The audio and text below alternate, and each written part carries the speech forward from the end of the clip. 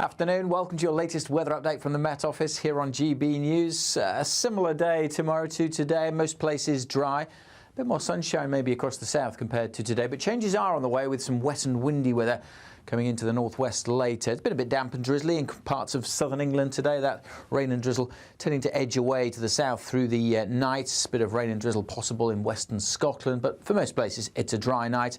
Staying cloudy over northwest England, Northern Ireland and across eastern England, but with some clearer skies over parts of the Midlands, southern England. A touch of frost is likely, as it is across parts of eastern Scotland. And as well as some frost in rural parts of the south, there could be some fog patches which may linger well into Friday morning. Shouldn't be too foggy over northern Scotland. It's a bit more of a breeze here, so any fog that forms will clear pretty quickly. The northeast starting sunny, but western Scotland starting pretty drab. Light rain and drizzle possible here and there. Mostly dry and cloudy for Northern Ireland. We will see a little bit more in the way of light rain heading towards Cumbria, but most of England and Wales will be dry to start with. Quite cloudy in eastern England. Some fog patches across the southwest, which, as I say, may take a while to clear, but generally quite a lot of sunshine over southeast Wales, much of the South Midlands and southern England. So a brighter day here compared to today. But further north, a lot of cloud, some drizzly rain in northwest England, and things turning wetter in the far northwest, and quite windy as well. Temperatures getting to double digits, a little cooler in the south compared to today, but feeling pleasant with some sunshine. That band of rain sinks south on Friday nights. Could be very windy for a time on Friday night across the Northern Isles. And we'll see this zone of wet weather just sinking across England and Wales on Saturday. Much of the south staying dry, but increasingly cloudy. Further north turning brighter with some blustery showers into the northwest and, crucially, turning colder. Temperatures across the north on Saturday struggling to get out of single digits and turning colder for all of us by Sunday. Bye for now. Even though we'll see a cloudy start, it'll be a bright outlook for the rest of the day. Boxed Solar, sponsors of weather on GB News. There's only 2 weeks remaining to win Christmas on us this year. First, we'll give you £20,025 in tax-free cash. Then we'll give you £5,000 to spend on all of your Christmas presents, with a further £500 in vouchers to spend at your favourite supermarket. Finally, a GB News Christmas goodie bag. You'll get it all in time for the big day. For another chance to win, call 0903 681 3232. Calls cost £2 plus your network access charge. Text cash to 63232. One entry costs £2 plus one standard network rate message, or text bonus to 63232. 5 entries cost £5 plus one standard network rate message. You can enter online at gbnews.com/win. Entries start from just £2, or post your name and number to GB09 PO Box 8690 Derby DE1 9TT. UK only. Entrance must be 18 or over. Lines close at 6 p.m. on the 22nd of November. Please check the closing time if listening or watching on demand. I'm Christopher Hope. From pop stars to politicians, I'll interview anybody in a pub who's got a political opinion. Join me every Friday on Spotify, Apple Podcasts, YouTube or gbnews.com, or wherever you get your podcasts. This is GB News, the People's Channel. Join me, Nana Akweer, for an informative, interactive news programme with a difference. It's fun. No, he didn't say that, though. I'm so surprised. I think there's an element of truth to that. Join me from 3 p.m. every weekend, only on GB News, Britain's news channel. It's Patrick Christie's Tonight, and here we do things differently. It's explaining the absolute madness of this, doesn't it? It's explosive. I mean, this is very good. It's lively. 850. Your government sat there, Sean, and it did nothing. It's controversial. And the Middle East has been in turmoil since before I was born. It's everything you need to kickstart your evening. Everyone's had their Weetabix tonight. I love to see it. That's Patrick Christie's Tonight, weeknights from 9 p.m. Only on GB News, the People's Channel, Britain's news channel. Hi there, I'm Michelle Dewberry, and I'm going to take a second to tell you all about my show, Dubes & Co. We start off with the issues of the day. We then bring in both sides of the arguments. We get rid of the disrespect. And then you throw me into the mix. And trust me, I'll tell it exactly how it is. And then, of course, the magic ingredient, you at home. We mix it all together, and what have we got? In my opinion, the best debate show in town. Monday to Friday, 6 till 7 on GB News, Britain's news channel. From the GB Newsroom, we bring you the news as it happens. With our team of dedicated journalists across the UK, we're ready to keep you up to date with what's happening every half an hour, every single day. Bulletins here on GB News, the People's Channel, Britain's news channel.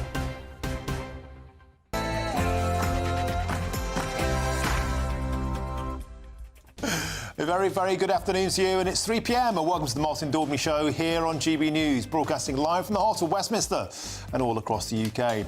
On today's show, a major supplier of migrant boats has been arrested in a joint operation between Dutch, Belgian and UK authorities. The suspect, a Turkish national aged 44, was arrested after arriving in Amsterdam yesterday, and the Prime Minister says it's a significant piece of the jigsaw. And Rachel Reeves is tonight set to unveil an £80 billion raid on private pension pots, claiming the money will turbocharge Britain's infrastructure.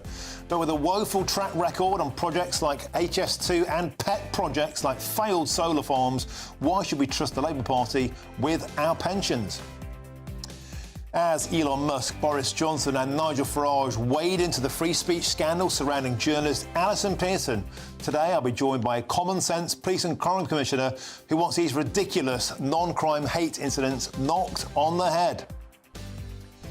And yesterday, using figures supplied by Department of Work and Pensions whistleblower, GB News estimated that immigrants cost £6 billion every single year in universal credit benefits. Today, I'll be joined by Lee Anderson to ask the big question: is it time for all data on benefits, on crime, on social housing, the whole shebang, to be published by nationality? And Henry Moore's a young Brit from Macclesfield who walked from Manchester to Ibiza for charity and raised hundreds of thousands of pounds in the summer. He's now flown to Valencia to help with the flood clean-up operation. I'll be joined by the young lad who says it's like a war zone out there. That's all coming up in your next hour.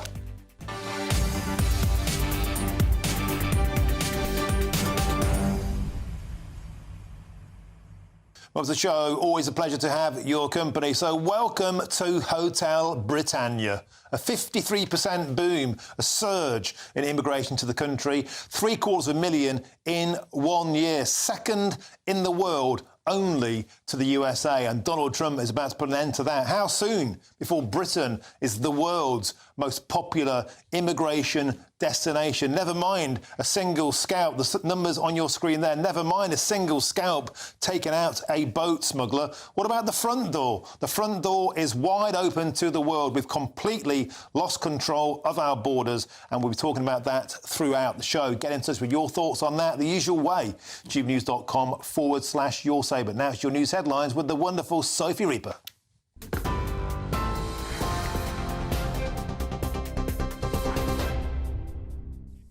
Thank you, Martin. The time is just after 3 p.m. and these are your latest headlines. Law enforcement agencies in the UK, Belgium and the Netherlands have arrested a major supplier of small boats and engines to criminal people smugglers.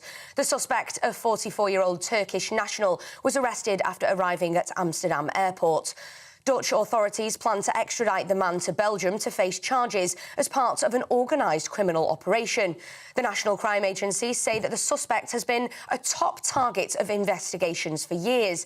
The Prime Minister, Sir Keir Starmer, spoke about the arrest a short time ago, saying it was what he called a significant piece of the jigsaw in tackling channel crossings, but that it wasn't a, quote, silver bullet. A 60-year-old woman arrested on suspicion of manslaughter following the deaths of 3 elderly people at a Swanage care home has been released from the investigation without charge. Dorset police said the deaths of the 3 residents, 2 men aged 74 and 91, and an 86-year-old woman, are still being treated as unexplained. 7 people were also taken to hospital as a precaution when the property was evacuated following the incident last month. 2 people have been charged after orange paint powder was thrown at Stonehenge during a Just Stop Oil protest in June. Wiltshire police said that they've been authorised to charge the 2 activists with destroying or damaging an ancient protected monument and intentionally or recklessly causing a public nuisance. They've been bailed to appear at Salisbury Magistrates Court on December 13th. The Chancellor is expected to use her first Mansion House speech today to outline reforms to pensions, telling city bosses she has a plan to boost the economy. Rachel Reeves will reportedly propose an overhaul of Britain's pension fund industry by introducing pension megafunds that could help unlock £80 billion worth in investment in businesses and infrastructure. Under the plans, the reforms will be introduced through a new pension schemes bill next year that will see pension funds invest in assets that have higher growth potential. Pensions Minister Emma Reynolds outlined the plans earlier on. Pensions Minister, let me be absolutely clear that it is these two objectives that I'm holding in my mind all the time, which is boosting investment in our own economy, but at the same time boosting pension savers' retirement incomes. This is a win-win situation. Council tax rises will help ensure local authorities are funded next year, a minister has said. That's as he rejected Tory claims of a £2.4 billion black hole. Council tax bills in England are expected to increase by up to 5% next April, with families therefore facing a £100 rise. Communities Minister Matthew Pennycook said the government expects an additional £1.8 billion to be raised through council tax next year. Over to the US now, where the Republicans have now officially won the Congress, meaning they now control both chambers, the House of Representatives and the Senate. President Biden and President-elect Trump met in the White House yesterday, with both men promising a smooth transition of power. Meanwhile, Donald Trump has continued to announce his new cabinet, with Matt Gaetz as his pick for Attorney General and Tulsi Gabbard to serve as Director of National Intelligence. The UK is still yet to announce a new US ambassador. Spain is braced for torrential rain and high winds as a powerful storm is set to hit the country just 2 weeks after flash flooding killed more than 200 people in the region of Valencia. A Spanish weather forecaster raised Valencia's warning level to the maximum on last night, and other weather warnings were issued across the country. Emergency services in Malaga have already moved 3,000 people from homes at the risk of high flooding. A 62-gun salute has taken place at the Tower of London this lunchtime to honour King Charles' 76th birthday. Today is the monarch's actual birthday, following the official celebration marked by Trooping the Colour in June. Earlier this morning, the royal family posted a new image of the King on X, and the Prince and Princess of Wales wished the King a happy birthday with this image on Instagram. And despite it being his birthday, the King is still carrying out official duties today. He's opened 2 coronation food hubs designed to bridge the gap between food need and food waste in the UK. For now, those are your latest GB News headlines. I'm Sophie Reaper. More from me in the next half an hour.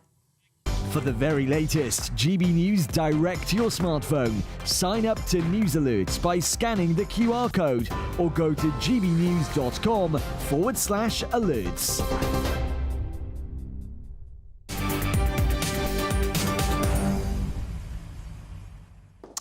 Thank you, Sophie. Now, the Prime Minister says a joint operation to arrest a major supplier of migrant boats is a significant piece of the jigsaw in tackling the small boats crisis. The suspect, a Turkish national, was arrested at Amsterdam airport yesterday after intelligence was shared between Dutch, Belgian and UK authorities. Keir Starmer delivered this statement a short while ago. I've long said that there is a serious issue in people smuggling, and that the only way to deal with it is to take down the gangs, the groups that are running this vile trade. Today, this is a significant arrest.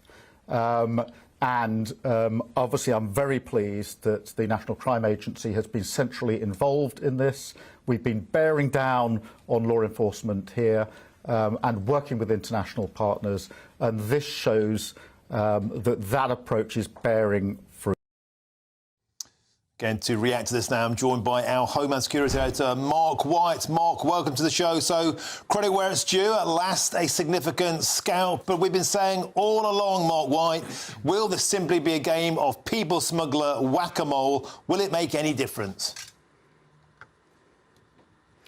Well, I think it will, sadly, Martin, because we know that the organised criminal groups are just that, very organised. They've had more than 6 years now since the Channel migrant crisis began to get very well-established supply lines, and they have many different supply lines and suppliers. So if one particular criminal facilitator is taken out, then others will, of course, fill that gap in the market. Of course they will, because it is not just a multi-million, but a multi-billion-pound criminal enterprise that spans the globe, from the source countries in Africa, the Middle East and Asia, right through their journey to the northern shores of France and even Belgium, to travel to the UK. So it's a tough ask, just trying to rely on law enforcement alone, and there's a great deal of suspicion, really, that that approach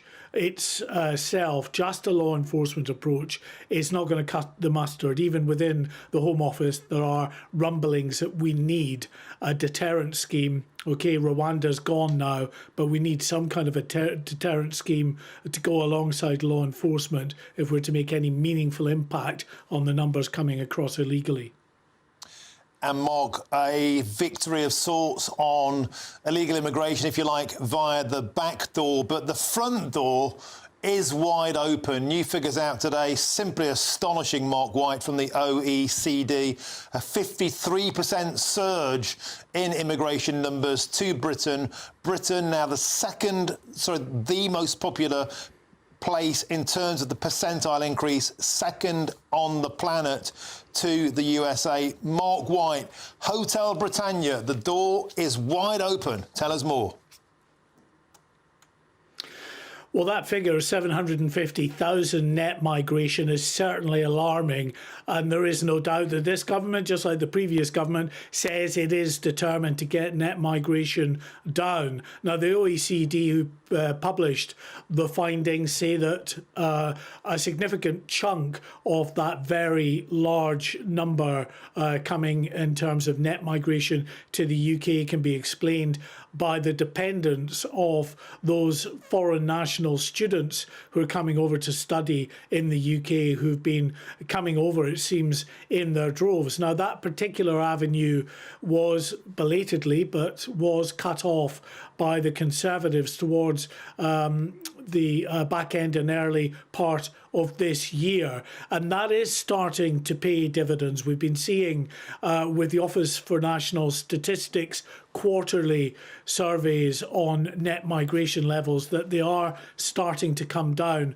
The ban on the dependence of students coming across, in conjunction with some other measures introduced by the Conservatives to raise the salary threshold for those in certain occupations that would qualify for a visa to come. That's starting to make an impact, but I suspect we're going to still be in very unacceptably high net migration levels for many months to come. The current government says it is committed to actually staying with the changes that the Conservatives brought in terms of the salary thresholds and indeed the ban on those or most dependents of students studying here in this country coming across.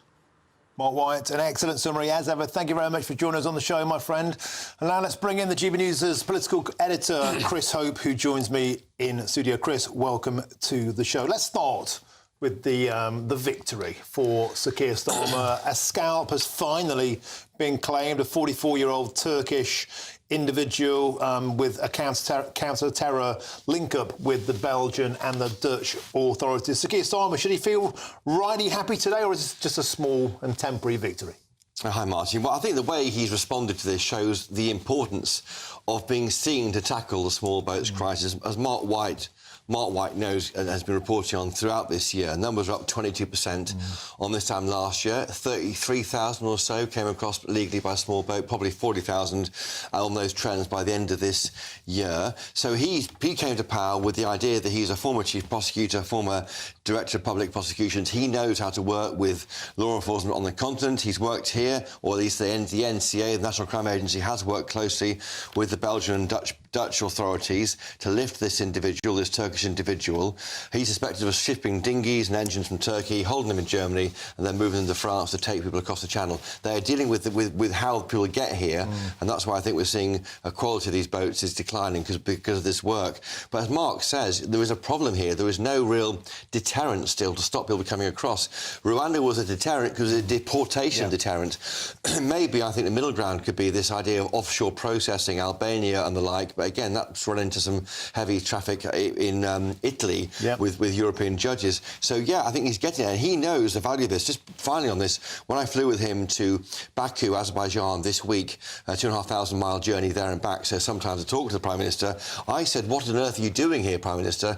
Small boats crisis at home, National Health Service waiting list, unsafe streets. He said, I go here because of these two reasons. I want to drill home the importance of the economy and economic growth with international partners, and border control, border security. He recognises the two things he's being judged on right now are the economy and the small boats crisis.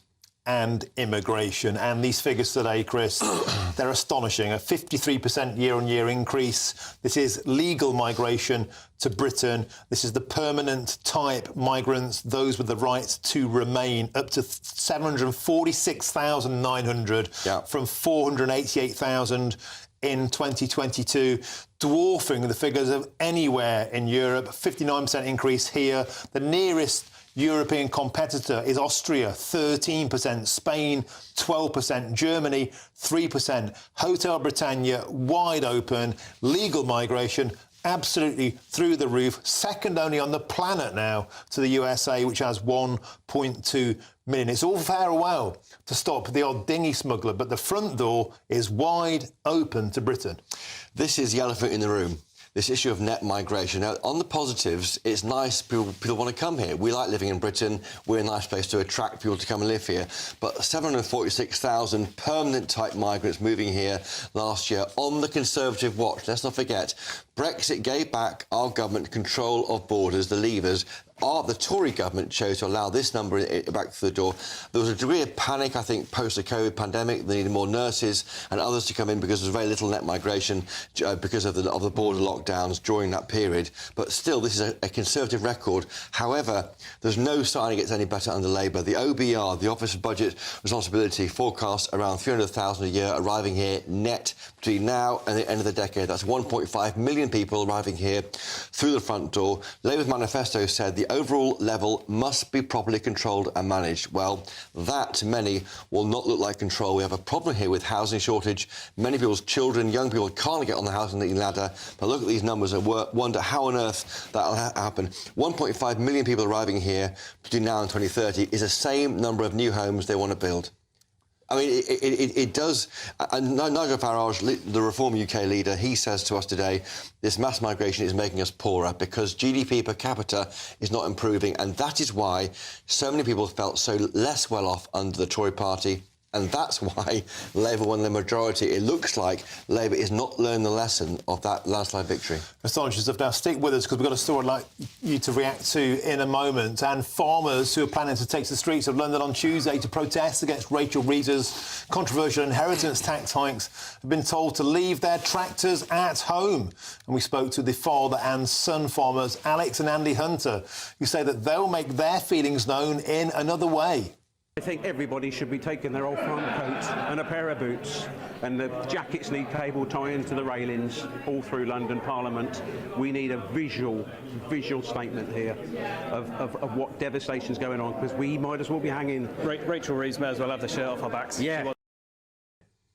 Wow. That is the magnitude of the problem. I bumped into a few farmers actually yesterday on my way out the studio who've been in London. They're coming to the capital next week. Sam Goddard, I met him. He's on the show in about an hour's time. They really are desperately unhappy about what's going on. They really are. That was an interview with my colleague Olivia Utley out on a farm this morning. Literally, they said there they are taking the shirts off our backs So what we're going to do is hang our shirts on the railings of Parliament. And there can't be a better demonstration of the concern of farmers. Literally, the shirts off our backs, hang on the railings. And imagine if that happens next week. Forget, I mean, the tractor issue, you can't get, there's issues of public order. But to see all those farmers' shirts, the familiar check shirts they wear on farms, many of them do, to have them hanging on the gates of Parliament saying, what else do you want? It's extraordinary. It'll be a real moment, I think, in politics. And there's pictures on screen there, look, of Kemi Badenoch on a farm. I wonder if she had a pair of 400 quid wellies on, like the Labour fella. But the fact of the matter is, you know, do these strolls about have any impact? I think they do. I think we should say what the government says to us, which is that there are measures that, although it's 20% tax on properties worth over £1 million, a couple can share their inheritance tax burden, and it's paid back over 10 years. It will affect maybe over £3 million. But even so, there's a disconnect between what the government says, which is only a quarter of farmers are affected, and the NFU, the Farmers Union, say a lot more are affected. I think getting that connection right, how many farmers are affected, we are not... The reaction from farmers out there on GBNews and elsewhere is real, it's visceral. The government can say it's not a problem, but why are they saying there is? Yeah, and they certainly will be in the capital next Tuesday. Chris Hope, great start to the show, as ever. Thank you very much. Now, moving on. Posts on social media relating to an incident at a school in Belfast has led to increased tensions within the community. And joining us now to discuss this further is our Northern Ireland reporter, Dougie Beattie. Dougie, welcome to the show. What's going on? Well, this is a very hard story to report on, Martin, because there is school children involved in it, and of course there's now an ongoing police investigation. But this is North Belfast. We've been reporting on this area since about June last year, and the amount of migrants that's been pushed into these working class areas. Now, the people in this area are by no means racist. In fact, they would give you this shirt off your back, and they are all about their children and putting them in school. But there has been a protest here today because there has been a large amount of bullying inside the school, and on Tuesday a very serious assault took place on a young local girl. Now, the allegations are that those that were involved in that bullying were from an ethnic minority community, and they have not yet been expelled from the school. In fact, the school released a statement and the police released a statement saying that this was being treated as a hate crime. Well, the parents gathered here today because they are saying this is two-tier discipline. This is our children suffering. We've had to take them out of school, so 200 children left this school yesterday, local children, because the parents are fearful for the welfare and safety of their children and are most importantly wondering why there has not been immediate expulsions, because if it had have been the other way round, that would have happened immediately. Now, that means that local children will miss time at school. They will miss on the run-up to their exams, and never mind the trauma that goes with it. But they are very much stating this is not a racist problem. This is a problem of two-tier discipline. Incredible story. Thank you, Dougie Beattie. We'll cross back to you later in the show for more on that. Thanks for joining us on GB News. Now, we have a statement here. Belfast Model School for Girls say they're working with the police and added, contrary to some reports, there is no evidence to support the inaccurate claims or fears being expressed on social media around pupil safety. Now, coming up next is free speech under attack. And do you worry you could be arrested for what you post on social media? I'm Martin Daubney on GB News, Britain's news channel.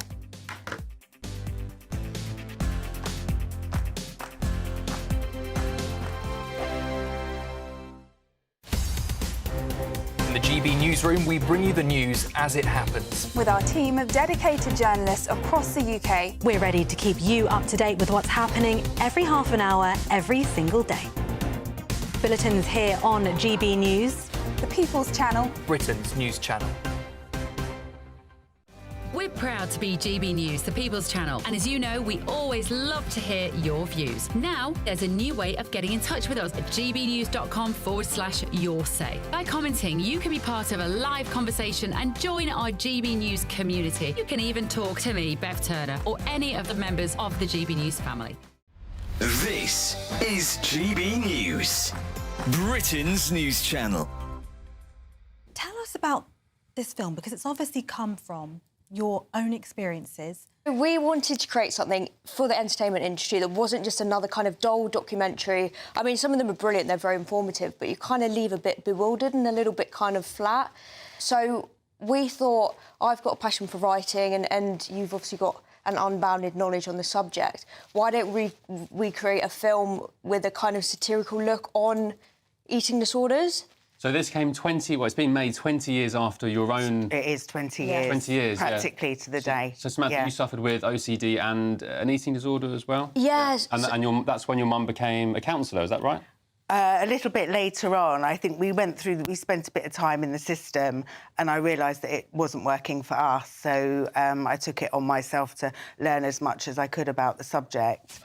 I call it a tragedy, probably the wrong word, but suffering. No, it is a tragedy because mental ill health and eating disorders destroy the lives of not only the sufferers but their families as well. But you've turned that into something so positive and so It's inspiring. amazing, really, that 20 years ago our story was just beginning, and 20 years on, we've done what we've done. But I have to say that very little has changed in the system. I've heard that. And I think that's what we're passionate about. Yeah, so... That was why we wanted to... I mean, I work with families every day and I see the destruction that eating disorders and other mental illnesses not just bring to the sufferer, but the whole family. Yeah. And I think that's what really passions me, because obviously 20 years ago we were there. And I just feel that so much more needs to be done. And I think with eating disorders, there is still a lot of misunderstanding around the subject. GB News, the People's Channel. Every Saturday, 10 till 12, we'll bring you all of the news that you need to know. We'll also remind you that there is so much to smile about. It's my favourite time of the week. I get to relax, enjoy some light-hearted stories, and let Ellie teach me about fashion too. That's Saturday Morning Live, every Saturday, 10 till 12. Only on GB News, Britain's news channel.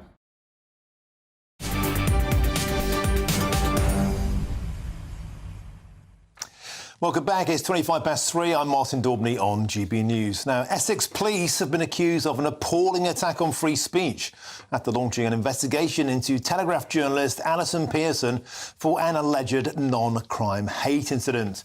Well, speaking on GB News yesterday, she revealed she will probably have a meeting with Home Secretary Yvette Cooper on the issue. And several high-profile individuals have also been reacting to the news, including Elon Musk, who called it insane. Let's get the thoughts now of the Conservative member of the Scottish Parliament, Murdo Fraser, who has lodged a complaint with the police watchdog after his social media post comparing non-binary people with those who identify as a cat was recorded as a hate incident. Murdo Fraser, welcome to the show. Well, meow. You had your say and the police clawed at your door. Are you still in trouble? Well, I'm still pursuing this. I mean, it reads like something out of a West End farce, doesn't it? This all dates back to this time last year when the Scottish Government published a non-binary action plan. And a fellow columnist of mine on the Scotsman newspaper, Susan Dalgetty, wrote an article critiquing this from a feminist perspective, which I shared on social media with a comment your viewers will see. It tended to be clearly somewhat tongue-in-cheek, but making a serious point about why government resources were being wasted in this way. Unbeknownst to me, a trans rights activist then made a complaint to the police who determined this was not a hate crime, but it was a non-crime hate incident that would be recorded. And I found out about this inadvertently some months later. I've been pursuing a complaint with the police. I've had meetings with the police. I've had an 11-page letter full of waffle and obfuscation. And I've just this week gone to the police, independent police investigation commissioner in Scotland to complain about the way this matter has been dealt with, having taken legal advice, I should say, with the very helpful input from the Free Speech Union, of which I'm proud to be a member, who've been absolutely tremendous in backing me up in this campaign. Murdo, do you think we've completely lost the plot? We're in a situation where the police are spending as much time, it seems, policing tweets as policing the streets. We have a serious crime issue wherever you are in the UK, and yet we're kind of faffing around looking for grievances online, and people are allowed, they have a channel to do this. It's a waste of police time. What would you like to see done about these laws? Would you like to see them scrapped altogether? Yeah, what's really frustrating about this, Martin, is, as an elected representative, I'm contacted all the time by constituents complaining they don't see the police. There are issues with rural crime, there are issues with shoplifting, antisocial behaviour, where the police can't devote the resources to dealing with these, and yet they're having to spend thousands of hours policing the internet and policing the opinions of people like me who are effectively paid by the public to express a political opinion, some of which people will agree with and some of which people won't. So I think it's time to drop this nonsense completely of recording of non-crime hate incidents. It has no statistical value. It is simply there to make it look like the police are doing something useful in terms of so-called hate incidents. It's a waste of police time, and the society would be a much happier place if we just accepted the fact that people will sometimes say things we disagree with. And we just need to get on and live with that fact. Now, these things were meant to have been canned some time ago. My good friend Harry Miller took the Crown to court. He won, but they still roll on. There's no sign of them ending any time soon. Absolutely right. And I've quoted, with the help of my lawyers, I've quoted the Miller case in my complaint to the independent police reports commissioner. But notwithstanding that, the police are still recording these non-crime hate incidents. They're of no value, and it's a total waste of police resources when there's so many other important things they need to be getting on and doing. And what was ironic is, Martin, the police themselves, if you speak to them at a local level, recognise this too. They don't want to be spending their time looking at people's tweets. They know their job is far more important than that, and that's tackling real crime and real criminals.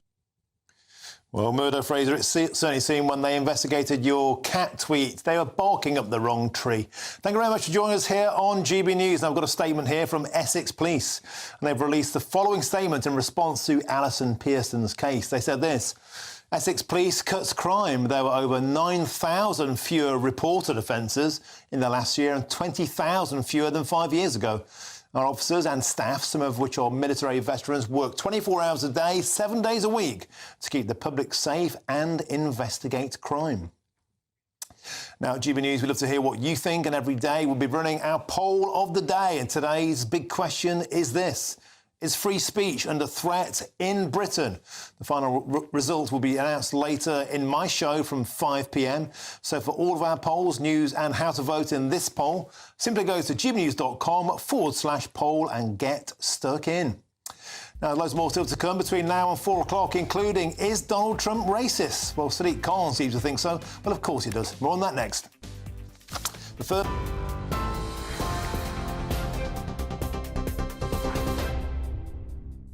A very good afternoon to you. The time is just after 3:30, and these are your latest headlines. Law enforcement agencies in the UK, Belgium and the Netherlands have arrested a major supplier of small boats and engines to criminal people smugglers. The suspect, a 44-year-old Turkish national, was arrested after arriving at Amsterdam airport. Dutch authorities plan to extradite the man to Belgium to face charges as part of an organised criminal operation. The National Crime Agency say that the suspect has been a top target of investigations for years. Fewer pharmacies could be open in the evenings and at weekends from the new year. That's after pharmacy owners voted in favour of collective action for the first time in their history. Some could also withdraw from providing emergency contraception and stop smoking services. More than 3,000 independent community pharmacies in England, Wales and Northern Ireland took part in the ballot, with 97% of those who voted saying they would not serve notice on opening hours above the minimum required by their contract. Earlier, the chief executive of Peak Pharmacies told GB News this action is a cry for help. Pharmacy and the General Health Service is in a sorry state now, unfortunately.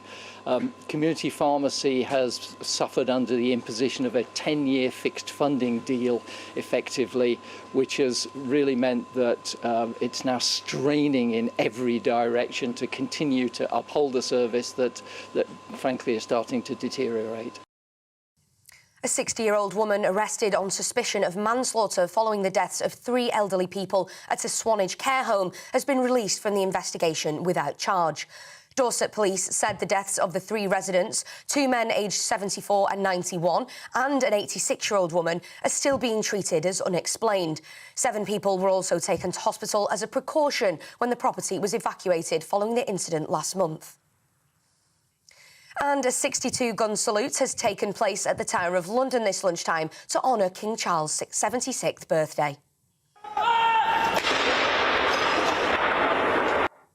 Today is the monarch's actual birthday, following the official celebration marked by Trooping the Colour in June.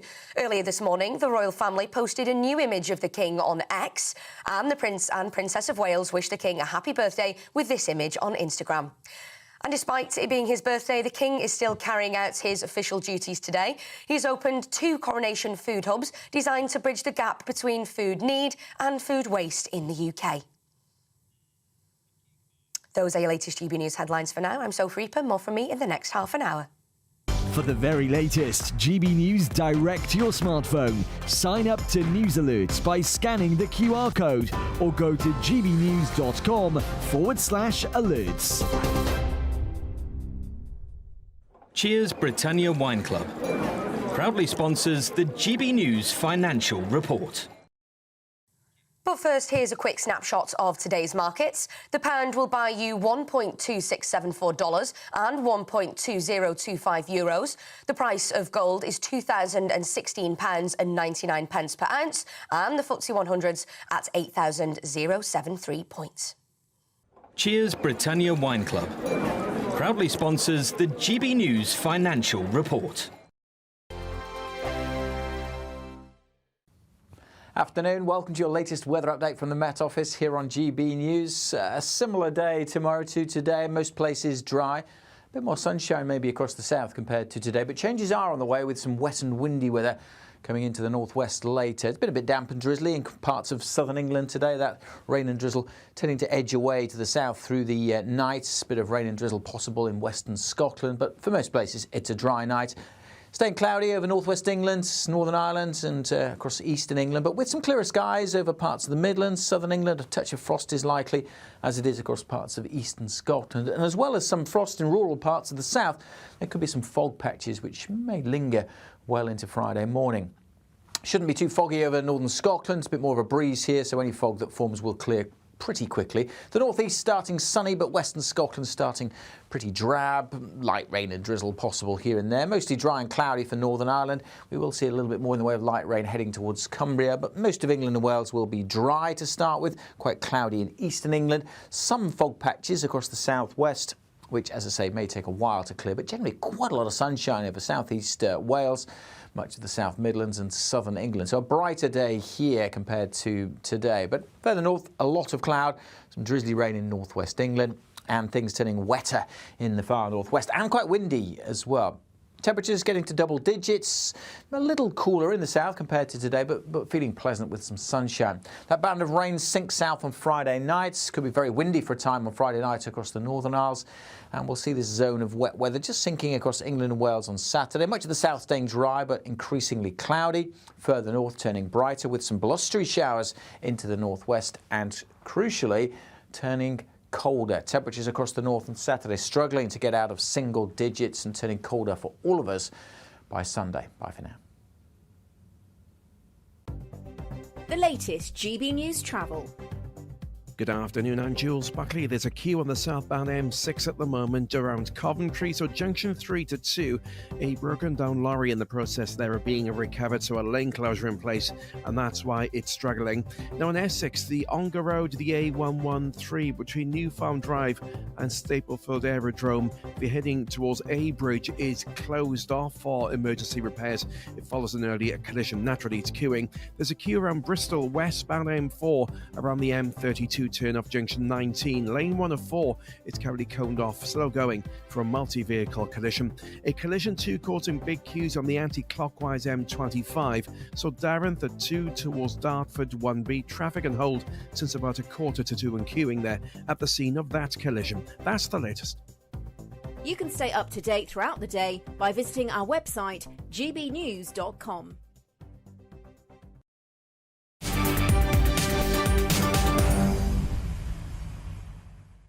Welcome back. Time is 3:38. I'm Martin Daubney here on GB News. Now, London Mayor Sadiq Khan has said that Donald Trump criticised him in the past because the US president-elect is racist. Take a look. If I wasn't this colour skin, if I wasn't practicing Muslim, he wouldn't have come for me. He wasn't coming for me because I'm 5'6", right? He's come for me because of, let's be frank, my ethnicity and my religion. Another one with a problem with Donald Trump. And joining us now live from Dublin is a professor in US and international politics, Professor Scott Lucas. Professor Lucas, welcome to the show. Here we go again. They just can't stop on themselves, can they? Queuing up to call him racist, a fascist, Hitler, a misogynist. What's the problem that the left have got with Donald Trump? Well, let's go to the facts here. First of all, Sadiq's comment specifically was that the policies of Donald Trump are, quote, sexist, homophobic, Islamophobic, and racist. And we can have a useful discussion on that. In terms of fascist, those comments weren't made about the left about Donald Trump. They were made by 2 former generals who served in Trump's first administration. His former White House Chief of Staff, John Kelly, who said he was the general definition of a fascist, and the head of the U.S. military, General Mark Milley, who said Trump was fascist to the core. So you'll need to take up that with them, not with left. Now, in terms of specifics, which we do need to talk about here, we could talk about Trump's policies, or we could talk about Trump's language.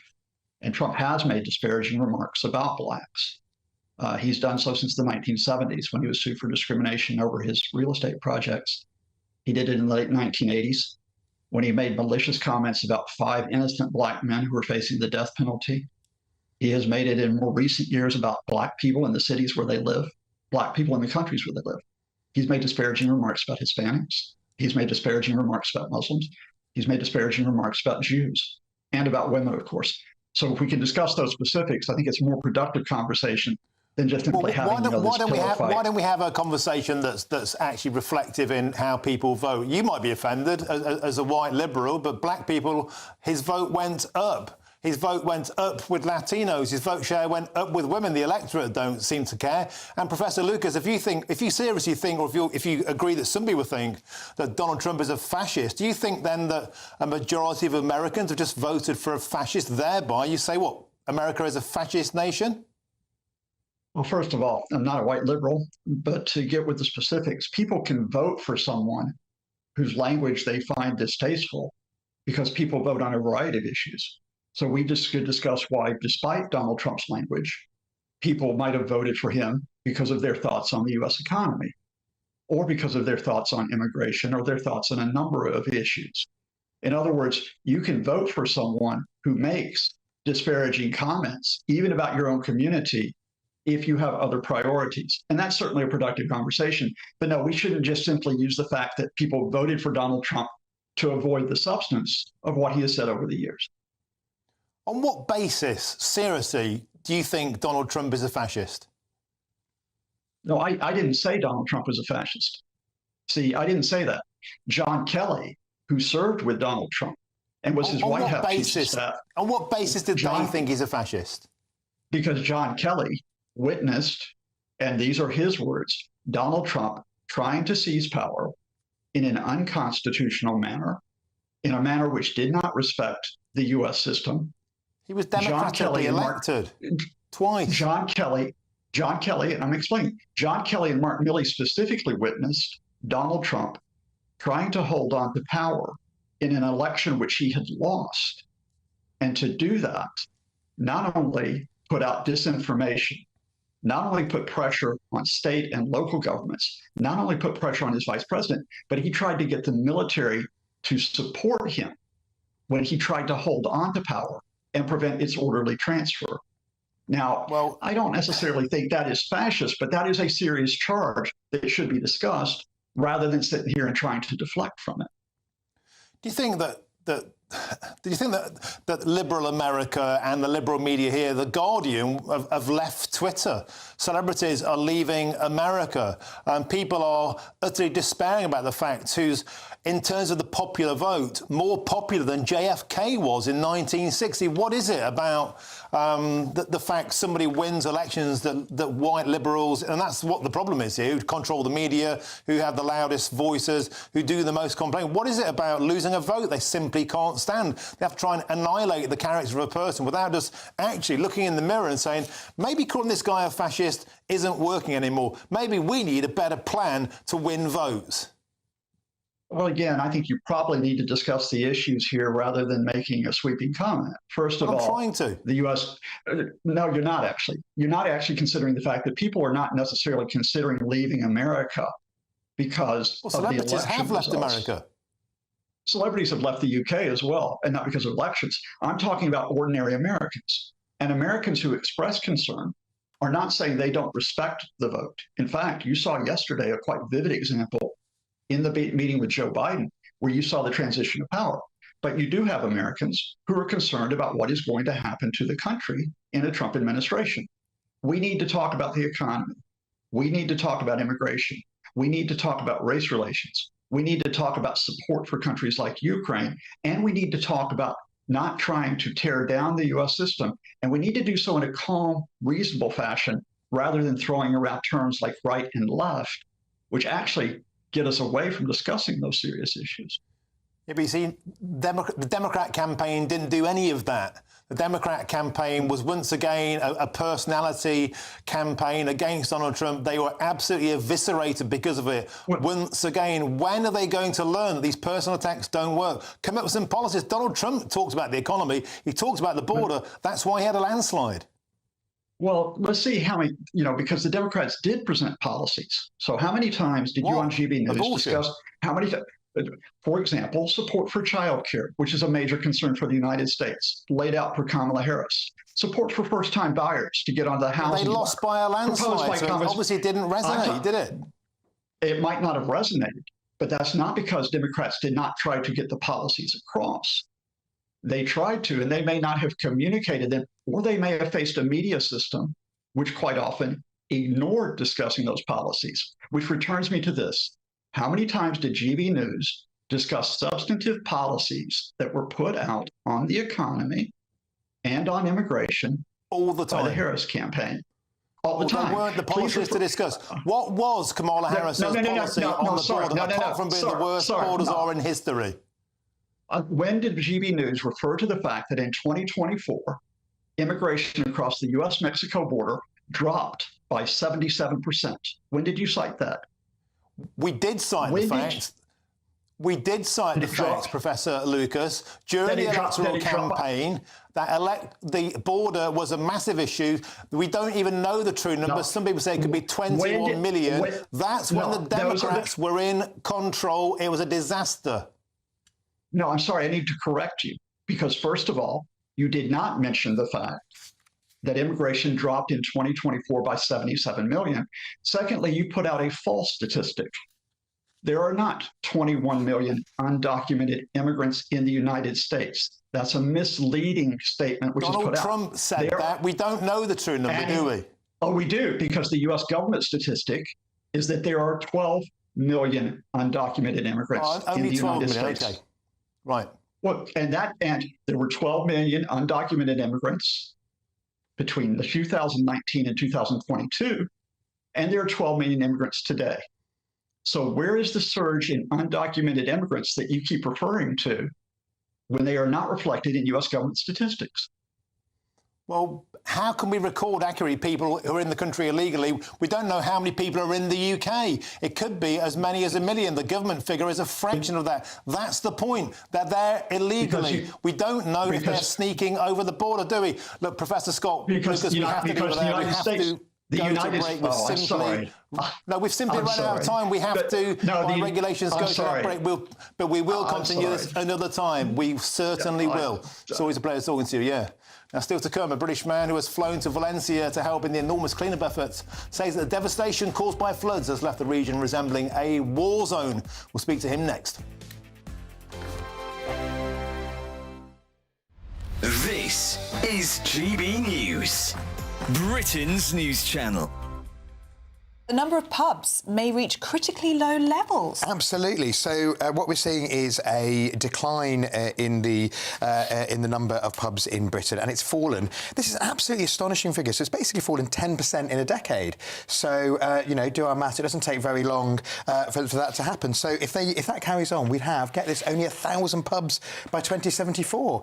So the big question is, what will become extinct first? The bank branch on your high street, or the pub on your street corner? And this is a kind of perfect storm for landlords and landladies of, you know, the cost of labour. We saw, I mean, remember when the energy prices were at the high, we just realised just how much energy it keeps to keep the lights on in the local boozer. Yeah.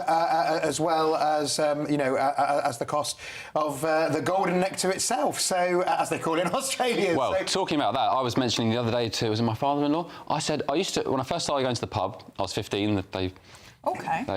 Just that on half a lemonade, half a shandy. I was nearly 16, I got half a shandy. No, we used to have Monday Club, where a pint of Foster's was £1.50, and my father-in-law was saying, I went to London the other day, a pint was £8. Yeah. Can you believe it? Yeah. And when you've got those kind of prices, why wouldn't you just go down the supermarket and get 16 tinnies for £5? So you're going all Aussie now. Put the tinnies in the esky before you have the bar. Good day, mate. Why not?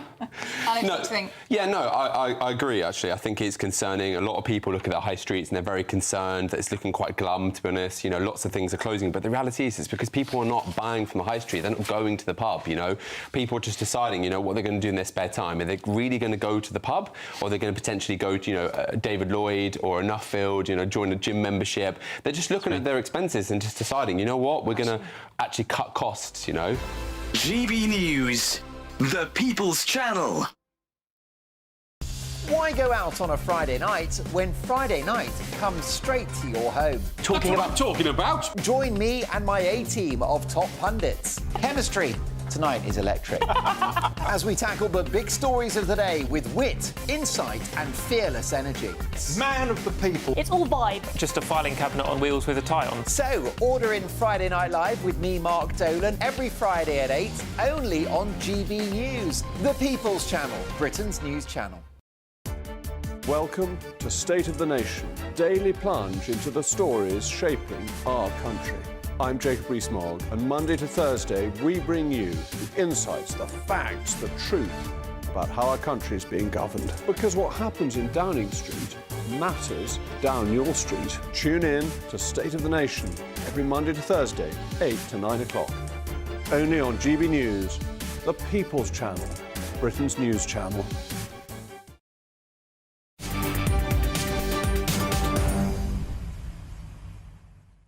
Welcome back. It's 10 to 4. I'm Martin Daubney on GB News. With Spain still reeling from the devastating floods that killed more than 200 people, one man from Macclesfield took it upon himself to fly out to Valencia to help with the clean-up effort. And that man is Henry Moores, and he joins me now on GB News. Henry, got to say, I think you're an absolute legend, mate. I followed your Instagram feed when you're walking from Manchester to Ibiza back in the summer. It looked like great fun. You've raised a huge amount of money, hundreds of thousands of pounds for charity. You're an absolute legend, mate. And now you've gone out and got stuck in Valencia. Tell us what motivated you to do that, and what did you witness out there? So, first of all, what motivated me to do it was I'm sat around here in my house in Macclesfield. It's freezing cold outside and there's not much going on. And when you look at the news and see something as devastating as that, you can only help but think, you know, I can go and do my bit now to try and maybe help ease someone's life a bit more. You know, the problems out there are massive, and it's not like I went out there single-handedly and fixed a load of problems and helped millions of people. It's maybe helped 10, 20, 30, 100 people maybe. But, you know, if we all do our bit, we can certainly help out a little bit. And just helping others, that's what motivated me the most. Henry, it's an inspiring attitude you've got there. And we saw scenes of locals throwing mud at the King and Queen. They were so exasperated out there. What were they telling you about how things are getting back on track now? Do they feel there's hope, or do they feel that they've been abandoned? For me, going there personally, we're always a bit sceptical, you know, as outsiders heading to somewhere so devastated by what happened. So, surprisingly, we were welcomed warmly. But on the ground, there was a lot of talks of the government not doing much, very late to react, people very angry towards them. You know, my feelings are mutual. I can only comment on what I saw there. That people were working very hard, a lot of the government and a lot of the people there. But like I said, I think the common feel on the ground was, you know, they weren't doing enough and they were a bit late to react. And Henry, some of the pictures we're seeing on screen there, you must have seen, it looks like an absolute war zone, sludge everywhere, cars tossed aside like matchwood. I mean, the magnitude of the force of that water through there was absolutely astonishing. Yeah, it's hard to believe. I've never seen anything like it in terms of flood. Luckily, where I live in Macclesfield, I live on a big hill. So, you know, I've never witnessed anything like that. I've never witnessed a flood or the aftermath of a flood. And genuinely, when I say it was like a war zone. I've never been to a war zone, but you see things online. I've been there and been amongst it all. Cars topped up everywhere. Cars smashed to bits. You know, we're talking metal cars and vans smashed to bits, bent, floodlights bent in the road. Yeah, I'll describe it as like a war zone. Superb stuff. And it's an inspiring tale. Henry Morse, thank you very, very much for joining us on GB News, helping that clean-up effort there in Valencia.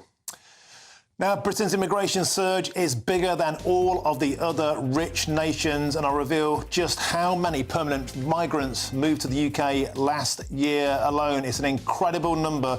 We're now second in the world, only to the United States. I'm Martin Daubney on GB News, Britain's news channel. Now it's your weather, and here's Alex Deacon.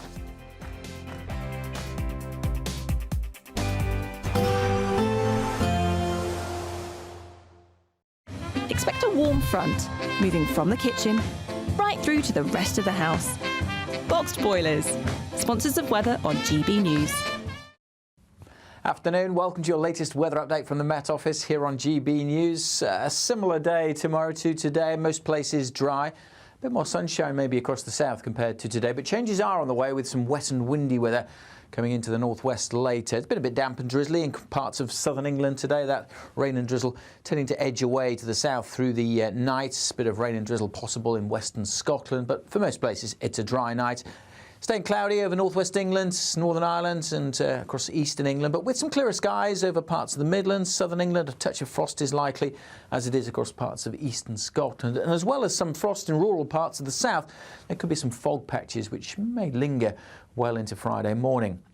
Shouldn't be too foggy over northern Scotland. It's a bit more of a breeze here, so any fog that forms will clear pretty quickly. The northeast starting sunny, but western Scotland starting pretty drab. Light rain and drizzle possible here and there. Mostly dry and cloudy for Northern Ireland. We will see a little bit more in the way of light rain heading towards Cumbria, but most of England and Wales will be dry to start with. Quite cloudy in eastern England. Some fog patches across the southwest, which, as I say, may take a while to clear, but generally quite a lot of sunshine over southeast Wales, much of the South Midlands and southern England. So a brighter day here compared to today. But further north, a lot of cloud, some drizzly rain in northwest England, and things turning wetter in the far northwest, and quite windy as well. Temperatures getting to double digits, a little cooler in the south compared to today, but feeling pleasant with some sunshine. That band of rain sinks south on Friday nights. Could be very windy for a time on Friday night across the Northern Isles. And we'll see this zone of wet weather just sinking across England and Wales on Saturday. Much of the south staying dry, but increasingly cloudy. Further north turning brighter with some blustery showers into the northwest and, crucially, turning colder. Temperatures across the north on Saturday struggling to get out of single digits and turning colder for all of us by Sunday. Bye for now. A nice bright morning will generate a lovely warm day right through to the evening. Boxed Solar, sponsors of weather on GB News. The latest GB News travel. Good afternoon, I'm Jules Buckley. There's a breakdown on the northbound M6 causing some delays. 18 up to junction 19, Middlewich to Knutsford, slow going, a lane closure in place. A lane shut too on the southbound M1 down towards Nottingham and Derby. At junction 25 queues there, that one's due to a collision. Now, a couple of issues on the M4. Firstly, westbound at Swindon East. At junction 15, a lane closed there on the exit slip. There's emergency bridge repairs causing delays. Also westbound in the M4. M4, 8 and 9 Maidenhead to Wokingham and Bracknell at 10. Lane 1 of Falls coned off, there's a breakdown there. And the anti-clockwise side of the M25, just after Dartford at 1B, lane 1 is closed off. There's queues all the way back towards the M20 at Swanley, junction 3, a collision there, causing those queues. You can stay up to date throughout the day by visiting our website, gbnews.com. There's only 2 weeks remaining to win Christmas on Us this year. There's £20,025 in tax-free cash. There's £5,000 to spend on gifts for all the family. There's £500 to spend in your favourite supermarket. And a festively themed GB News goodie bag. We'll get it all to you in time for the big day. For another chance to win, call 0903 681 3232. Calls cost £2 plus your network access charge. Text cash to 63232. One entry costs £2 plus one standard network rate message. Or text bonus to 63232. 5 entries cost £5 plus one standard network rate message. You can enter online at gbnews.com/win. Entries start from just £2 or post your name and number to GB09 PO Box 8690 Derby DE1 9TT. UK only. Entrance must be 18 or over. Lines close at 6 p.m. on the 22nd of November. Please check the closing time if listening or watching on demand. Good luck. Mark Dolan tonight is your weekend dose of news, debate and entertainment. This sounds like a wild conspiracy theory. Don't miss my big opinion. Mark meets and my take at 10. Democracy is a funny old thing. And we don't do boring. Not on my watch.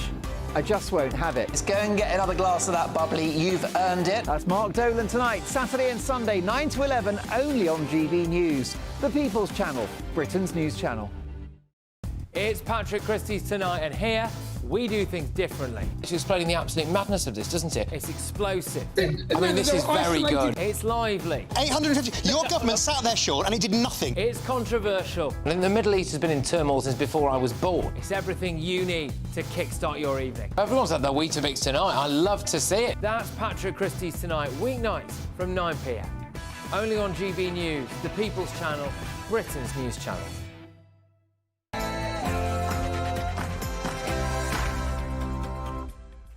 A very, very good afternoon to you. It's 4 p.m. and welcome to the Martin Daubney Show here on GB News. We're broadcasting live from the heart of Westminster and all across the UK. On today's show, a major supplier of migrant boats has been arrested in a joint operation between Dutch, Belgian and UK authorities. The suspect, a Turkish national aged 44, was arrested after arriving in Amsterdam yesterday. And the Prime Minister says that this is a significant piece of the jigsaw. And Rachel Reeves is tonight set to unveil an £80 billion raid on private pension pots, claiming the money will turbocharge Britain's infrastructure. But with a woeful track record on projects like HS2 and also pet projects like failed solar farms, why should Labour, or indeed any politicians, be trusted with our pensions? And as Elon Musk, Boris Johnson and Nigel Farage wade into the free speech scandal surrounding journalist Alison Pearson, today I'll be joined by a common-sense police and crime commissioner who wants these ridiculous non-crime hate incidents laws knocked on the head. And yesterday, using figures supplied to us by a Department of Work and Pensions whistleblower, GB News managed to estimate that immigrants cost £6 billion per year in universal credit claims. Later in the show, I'll be joined by Lee Anderson to ask, is it time for all data on benefits, on crime, on social housing, the whole shebang, to be published by nationality? That's all coming in your next hour.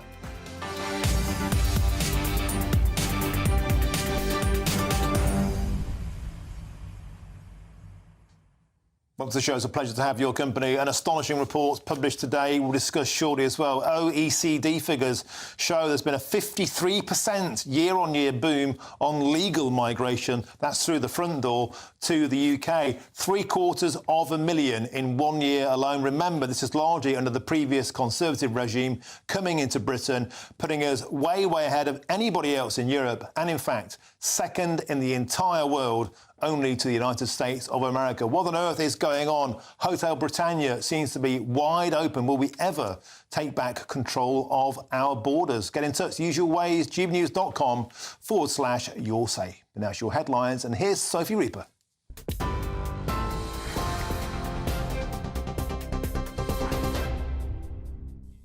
Thank you, Martin. The time is 2 minutes past 4, and these are your latest GB News headlines. Law enforcement agencies in the UK, Belgium and the Netherlands have arrested a major supplier of small boats and engines to criminal people smugglers. The suspect, a 44-year-old Turkish national, was arrested after arriving at Amsterdam airport. Dutch authorities plan to extradite the man to Belgium to face charges as part of an organised criminal operation. The National Crime Agency say that the suspect has been a top target of investigations for years. Speaking earlier, the Prime Minister, Sir Keir Starmer, described the arrest as a significant piece of the jigsaw in tackling channel crossings. It's exactly what we want to see. And it shows that our approach of working with international partners to smash the people smuggling gangs is bearing fruit. I'll continue to work closely with my European counterparts, particularly in Italy, Germany, France, to enhance that collaboration, because clearly it is already having an impact.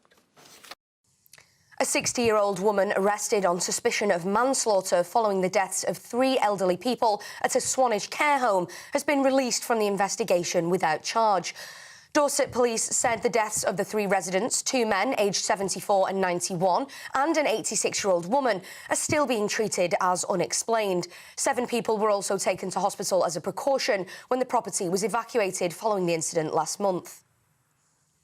2 people have been charged after orange paint powder was thrown at Stonehenge during a Just Stop Oil protest in June. Wiltshire Police said that they've been authorised to charge the 2 activists with destroying or damaging an ancient protected monument and intentionally or recklessly causing a public nuisance. They've been bailed to appear at Salisbury Magistrate Court on December 13th. The Chancellor is expected to use her first Mansion House speech today to outline reforms to pensions, telling city bosses she has a plan to boost the economy. Rachel Reeves will reportedly propose an overhaul of Britain's pension fund industry by introducing pension megafunds that could help unlock £80 billion worth of investments in businesses and infrastructure. Under the plans, the reforms will be introduced through a new pension schemes bill next year. That will see pension funds invest in assets that have higher growth potentials. Pensions Minister Emma Reynolds outlined the plans earlier on. Pensions Minister, let me be absolutely clear that it is these 2 objectives that I'm holding in my mind all the time, which is boosting investment in our own economy, but at the same time boosting pension savers' retirement incomes. This is a win-win situation. Over to the US now, where the Republicans have officially won the Congress, meaning they control both chambers, the House of Representatives and the Senate. President Biden and President-elect Donald Trump met in the White House yesterday, with both men promising a smooth transition of power. Meanwhile, Trump has continued to announce his new cabinet, with Matt Gaetz as his pick for the Attorney General and Tulsi Gabbard to serve as Director of National Intelligence. The UK is still yet to announce a new US ambassador. In other foreign news, Spain is braced for torrential rain and high winds as a powerful storm is set to hit the country. That's just 2 weeks after flash flooding killed more than 200 people in the region of Valencia. A Spanish weather forecaster raised Valencia's warning level to the maximum on last night, and other weather warnings were issued across the country. Emergency services in Malaga have already moved 3,000 people from homes at high risk of flooding. And a 62-gun salute has taken place at the Tower of London this lunchtime to honour King Charles' 76th birthday. Today is the monarch's actual birthday, following the official celebration marked by trooping the colour in June. Earlier this morning, the royal family posted a new image of the King on X, and the Prince and Princess of Wales wished the King a happy birthday with this image on Instagram. And despite it being his birthday, the King is still carrying out his official duties today. He's opened 2 coronation food hubs designed to bridge the gap between food need and food waste in the UK. For now, those are your latest GB News headlines. I'm Sophie Reaper, but now it's back to Martin.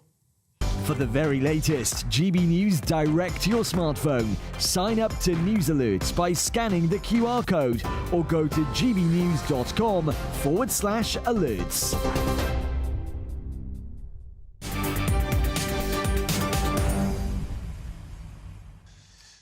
Thank you, Sophie. Now, the Prime Minister says a joint operation to arrest a major supplier of migrant boats is a significant piece of the jigsaw in tackling the small boats crisis. The suspect, a Turkish national aged 44, was arrested at Amsterdam airport yesterday after intelligence was shared between Dutch, Belgian and UK authorities. Keir Starmer delivered this statement a short while ago. I've long said that there is a serious issue in people smuggling and that the only way to deal with it is to take down the gangs, the groups that are running this vile trade. Today, this is a significant arrest. Obviously, I'm very pleased that the National Crime Agency has been centrally involved in this. We've been bearing down on law enforcement here and working with international partners, and this shows that approach is bearing fruit. Well, to discuss this, I'm now joined in the Westminster studio by the political commentator Matthew Stadler. Matthew, welcome to the show. So, credit where credit's due. Sir Keir Starmer said the plan was to smash the gangs by joining up with other nations and sharing intelligence. It seems to have reaped its first victory. The big question is, though, this is one individual. Will it make any difference? Well, first of all, this is obviously a live case. There's been an arrest made, so I don't want to comment on the particular case, but more generally, Starmer absolutely does need to get some results, doesn't he? And one of the ways to do that is to work together collaboratively with European partners. And I said before the election, and I kept saying it, Starmer and a Labour government were better placed than the Tories, who have been dragged down by the baggage of Brexit, whatever one thinks about Brexit, in terms of how the Europeans looked at us, Starmer was in a better position, coming from a Remain background, to have a constructive relationship with European Union partners. And if that bears fruit by the arrests, charging, and we hope eventual conviction of people who are doing terrible things and smuggling people onto small boats and getting them into this country illegally, that has to be a very, very good thing, because I hope people on the left, in the middle and on the right are all keen to stop these boats. They're in nobody's interest. They are dangerous. If people want to come to this country, and I quite understand why they do, they need to come through legal routes. And yet, this is playing whack-a-mole, isn't it? I mean, it's one Mr Big. We don't even know if he's a Mr Big. And the boat numbers are through the roof, over 40,000 already. It's going to be a record year. So whatever the memo is about smashing the gangs, whatever the plan to share more data with Interpol, at whatever price that is with Brussels, it isn't working. Smashing the gangs as a strategy isn't working yet. Well, it's going to take time, and it may not work. And this is a very difficult problem. The fact that we all want a solution to it doesn't mean that there is an easy solution. These are bad people, and as you say, if you cut off the heads of the serpents, will other heads spring up? But that doesn't mean we throw our hats in the air and say, well, let's give up, throw our hands in the air. We absolutely need to be relentless and determined to tackle these gangs, because they're causing misery. If you take away the gangs, you take away much of the problem. I think most people viewing will back Starmer in his fight for this. And by the way, when he is travelling around the world at these COP meetings, just for example, I think his argument is, I'm not just there for climate change, important though it is, I'm there to bolster and boost my personal relationship with other leaders so that we can tackle this trade, amongst other things. OK, let's turn now to the legal migration data which came out earlier today. Astonishing figures. OECD figures show that the UK is now the top global destination in terms of the percentile increase. Matthew, a 53% year-on-year increase, 747,000 new permanent-type migrants moved to the UK last year. We're now second only to the United States, even in absolute numbers. The US is 1.2 million. Never mind stopping the boats, closing the back door. The front door is wide open. We say it's wide open. I think these are quite fresh figures, aren't they? And I think that they relate to a period before James Cleverly, when he was Home Secretary, tried to cut down on dependence. So first of all, this is the previous government, basically, isn't it? It's not this Labour government. So this Labour government is not answerable to it. Secondly, I think those numbers should come down as a consequence of what James Cleverly has done. But let's not just look at migration figures and automatically think bad. Remember, that a lot of people who will be watching today may well themselves have come to this country as immigrants or been the children of immigrants, and they will be contributing very, very much to our economy. To give you a quick personal example, my kitchen is being ripped out at the moment. It's a major job. It's expensive. It's stressful to manage. Every single person who is working on that job, who've been contracted to it, almost every single person bar one, and there have been about 15 people so far, were not born in this country, and they are all working hard towards the British economy. And that's perhaps because they charge less for their labour and undercut the working classes trust me, Martin, in they are Britain. expensive. You know, they are painfully expensive. The fact of the matter is, immigration is a net drain on the UK taxpayer. Fact. Without immigration, we would be on our knees. We're on our knees with it. Well, but we would be even lower down. Our knees would be buried in the ground. The GDP per capita is going down. We're all getting poorer. Martin, the people who... I know you feel strongly about this, as do I, because the people who wipe the bottoms of our parents when they are dying in palliative care are almost to a man and woman, in my experience, people from abroad. We owe them a great debt. Pay more wages to Brits to do it. Fantastic. If you want businesses, if you want the minimum wage to go up, let's celebrate that. But remember, you will then be the first person pointing fingers at the Treasury, pointing fingers at Rachel Reeves and say, what are you doing? You're killing business. You're raising the minimum wage. You're going to have redundancies. There are no easy answers to this. Let's please not put a nasty picture, paint a nasty picture of the immigrants in this country, because they have families, Martin. This is a serious point. They have children going to our schools. Yeah, take them to school places, when we hammer them, on dentists. Don't talk about children as a drain. These are the future of our country,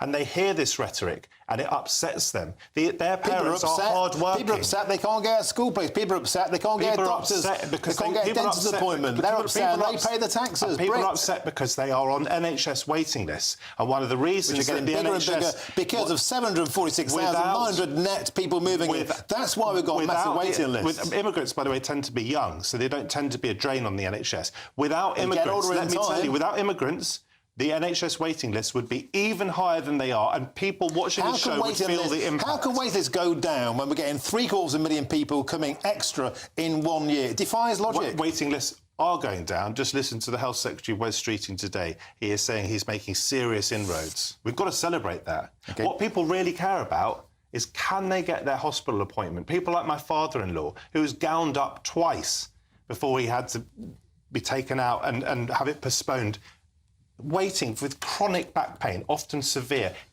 If we don't have people in the NHS who are from an immigrant background, we'd be in an even more perilous position than we already are. Doesn't mean I want illegal immigration. Doesn't mean we shouldn't be in charge of our borders to the best possible extent we can be. Which we're patently not by these new figures today. Matthew Stadler, always a pleasure to have a feisty debate, as ever. Thank you very much.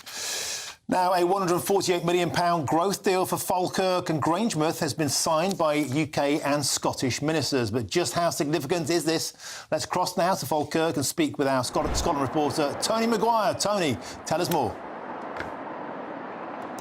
Good afternoon, Martin. Yes, this has the feelings of quite a historic landmark deal up here. Now, here at GB News, we've been following the trials and tribulations of the community of Grangemouth over the last year, as we heard that first in spring this year about the closure of the plant, which was later confirmed in the autumn. And of course, those 400 jobs which are set to go, where even today at this historic signing firmly at the front of the minds. Now, we had Deputy First Minister Kate Forbes. She was here representing the Scottish Government. We had Councillor Meiklejohn Head of the Falkirk Council, and we had Ian Murray, the Secretary for State for Scotland, and together they were putting forth this £148 million deal. Now, this will get spread around 11 projects around the area, which will now be greenlit after pen was put to paper today. And, you know, I had the chance to catch up with each of them, but particularly with Mr. Murray, I had to ask him about how much, you know, the issues that Grangemouth is still currently facing, well, how much is that preying on his mind? And here's what he had to say. Absolutely devastating what's happened at the refinery. and the loss of 400 jobs. But this growth deal in the medium term, the short term stuff we're putting in to support the workforce immediately at the refinery, and also Project Willow, which is the long term platform for what the Grangemouth site, the whole site, not just the refinery, can do in the future, whether it be biofuels or biorefinery, etc. So all of that is a joint endeavour from the company, the Scottish Government, the UK Government, the Council, to try and bring all that together. But you're absolutely right. Falkirk College is here today. Our colleges, our higher education sector are meshed into this process as well. Now, I also had a chance to speak to Kate Forbes briefly about those jobs. We spoke earlier about how important it was that those jobs went into the community of Grangemouth, for example, because this community has had its whole life circulating around oil and gas. So if these were to be green jobs, then what would the upskilling be in order for them? But indeed, she seemed confident, as did the UK Government, that those jobs will be found in the community.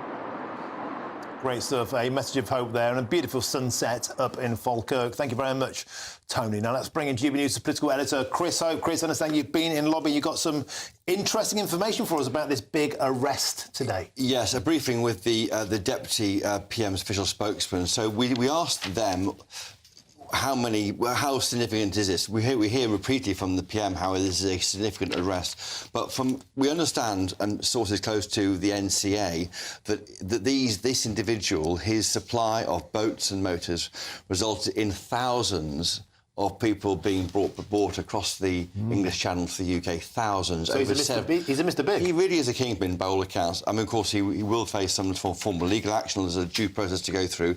But the briefing is he is behind thousands of people arriving here, of individuals arriving here over several years. So I don't think it looks like any exaggeration from what we're told by the enforcement people, that what the PM says there. I also asked the spokesman there about the very issue you and Matthew were discussing there, with such enthusiasm, the idea about why are we allowing so many people to come here legally and not doing anything about it, and really we asked them at Number 10 that. They said they have now got this migration advisory committee working on where are the shortages. They recognise that some employers have used foreign labour to fill jobs rather than rely on Britons to fill those jobs. They are clear it needs to come down. They won't say what to, but they do recognise that in some cases immigration has been used to fill a skills shortage. I think we're going back to the Gordon Brown years, Matthew, you talked about there. Well, this is what Matthew said. Let's bring you in there. So this sounds perilously close to Gordon Brown's British jobs for British people. I remember doing an interview on GB News in the summer from the Welsh Hills, where I was taking my summer holiday, and talking precisely about this task force that Keir Starmer established very, very soon after the election to identify areas in which we need to be upskilling our own workforce. And that is very, very important. I think there's a misconception that somehow the left is pro-open borders. Of course you'll get some people to the left of me. To the far left of me, who would like to live in a sort of utopian world, which I think would, by the way, be dystopian, where we don't have borders. That's not my politics. It's certainly not the politics of Starmer's cabinet, of this Labour government. Cheap labour, an admission from Downing Street here that cheap labour was depended on too long by too many companies, driving down wages for the Brits. That was what drove Brexit. But to the extent that is true, and I think that did probably play a part in Brexit, as did a lot of factors, a huge part. That took place, at least for the last 14 years, with Conservative Prime Ministers in Number 10. The fact that Labour is recognising this as an issue as they see it surely is an indicator that Labour are not going to be soft, as it were, in inverted commas, either on legal immigration or on illegal immigration and asylum. But they still seem content on 300,000 arriving here net legally. That's 1.5 million over 5 years, the same number as a target on new homes being built. That, I think, is the intellectual problem at the heart of this policy. The response to that has to be, we can't live in a fantasy world that we might or might not want to live in. We are an ageing society. We know that. We cannot, for ideological reasons, for those on the right... Immigrants age too. Yeah, they do, but they typically don't go back. But they come in at a young age and fill gaps in the market. And if we don't fill those gaps, Who suffers? What about your when they viewers get, suffer, what about Martin, when they your get, viewers. So when those immigrants get old and they're in care homes and they're clogging up the NHS, what, we just keep importing more? No, ad infinitum? you weren't listening to my earlier argument, which is precisely what Labour is talking about, and that is the need to upskill. And it is important that the task force that Starmer set up works quickly and efficiently and identifies areas where we can invest better in our own people. I say our own people, I don't mean that in a discriminatory way. I mean it in an encouraging way. If we don't invest in our workforce, if we don't invest in our infrastructure, and we might touch on that later, we struggle in the longer term. You sound like Nigel Farage, because that's exactly... you do. No one has ever... That's exactly what we've been saying for years. Let me answer that. British jobs, British people, a fair wage for a fair day's work, and British people first. You can do two things at once. You cannot neglect the economy. You cannot neglect the NHS so that we don't have enough doctors, nurses and porters and everyone else. In the short term, where there are gaps, unfortunately, the way you have to deal with that, because you can't train people up quickly enough overnight, is to get some people in from abroad. I say unfortunately, not because I don't want people to come in from abroad. Hey, really sound like Nigel Farage. No, because it would be better if we could get people who are British to do those jobs, but it doesn't happen overnight. So it has to be a sophisticated, nuanced, two-prong approach.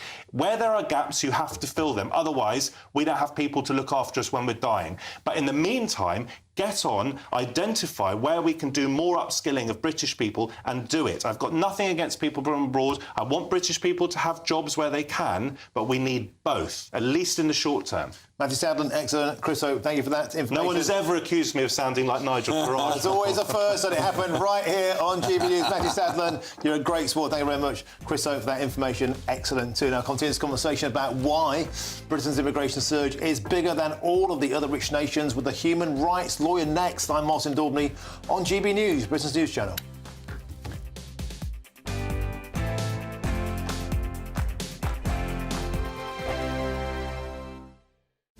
This is Britain's Newsroom, where your voice matters. It's just astonishing. With expert analysis and honest opinion, we don't just keep you informed. We bring you unique perspectives you won't see anywhere else. Can't argue with any of that. When the news happens, it happens here. On Britain's Newsroom, weekdays from 9:30 a.m. Only on GB News. GB News Breakfast, every day from 6 a.m. Millions are struggling to stay warm with the wet weather, the cost of living and, of course, cuts to fuel payments. Yes, winter is fast approaching, so it's crucial to find cost-effective ways to save on your energy expenses while staying reasonably warm. So joining us to provide advice on heating your home, or at least staying warm somehow, is one of the leading voices on lowering energy bills, Nick Miles. And you are very welcome in here this morning. I mean, a lot of people would say, well, in the olden days, you just used to put on an extra jumper. But actually, it's more serious than that, isn't it? What is the best way, the most cost-effective way, to keep your home warm? Some of the bigger things is we need to do more things on insulating our properties, but actually sometimes, it can be simple things like turning down a thermostat. Those that have got the luxury of being able to afford energy bills and keep their homes on the thermostat a bit too high. If you just turn it down by one simple degree, as long as you keep it between 18 and 22 degrees, can save up to 5 to 10% of your energy bill. So that's a kind of a very simple way of doing things, but, it can be other little tips and tricks you can do as well. Yeah, I was going to say, because I always get it when people say about this, but like 18 degrees is not warm for a house. No, and it's twofold actually. It's that kind of relative temperature, but also it's the kind of drafts and things you have in your house. So it's the comfort factor. So what we have a lot of old properties in our country. You've got some 8 million hard-to-treat properties built before World War II that have got poor insulation, but also very, very drafty. So it's the temperature and it's the kind of the draftiness of them that kind of keeps us uncomfortable. GB News, the People's Channel. Join me, Nana Okoye, for an informative, interactive news programme with a difference. It's fun. No, he didn't say that, Dave. I'm so surprised. I think there's an element of truth to that. Join me from 3 p.m. every weekend, only on GB News, Britain's news channel. Every Saturday, 10 till 12, we'll bring you all of the news that you need to know. We'll also remind you that there is so much to smile about. It's my favourite time of the week. I get to relax, enjoy some light-hearted stories, and let Ellie teach me about fashion too. That's Saturday Morning Live, every Saturday, 10 till 12. Only on GB News, Britain's news channel.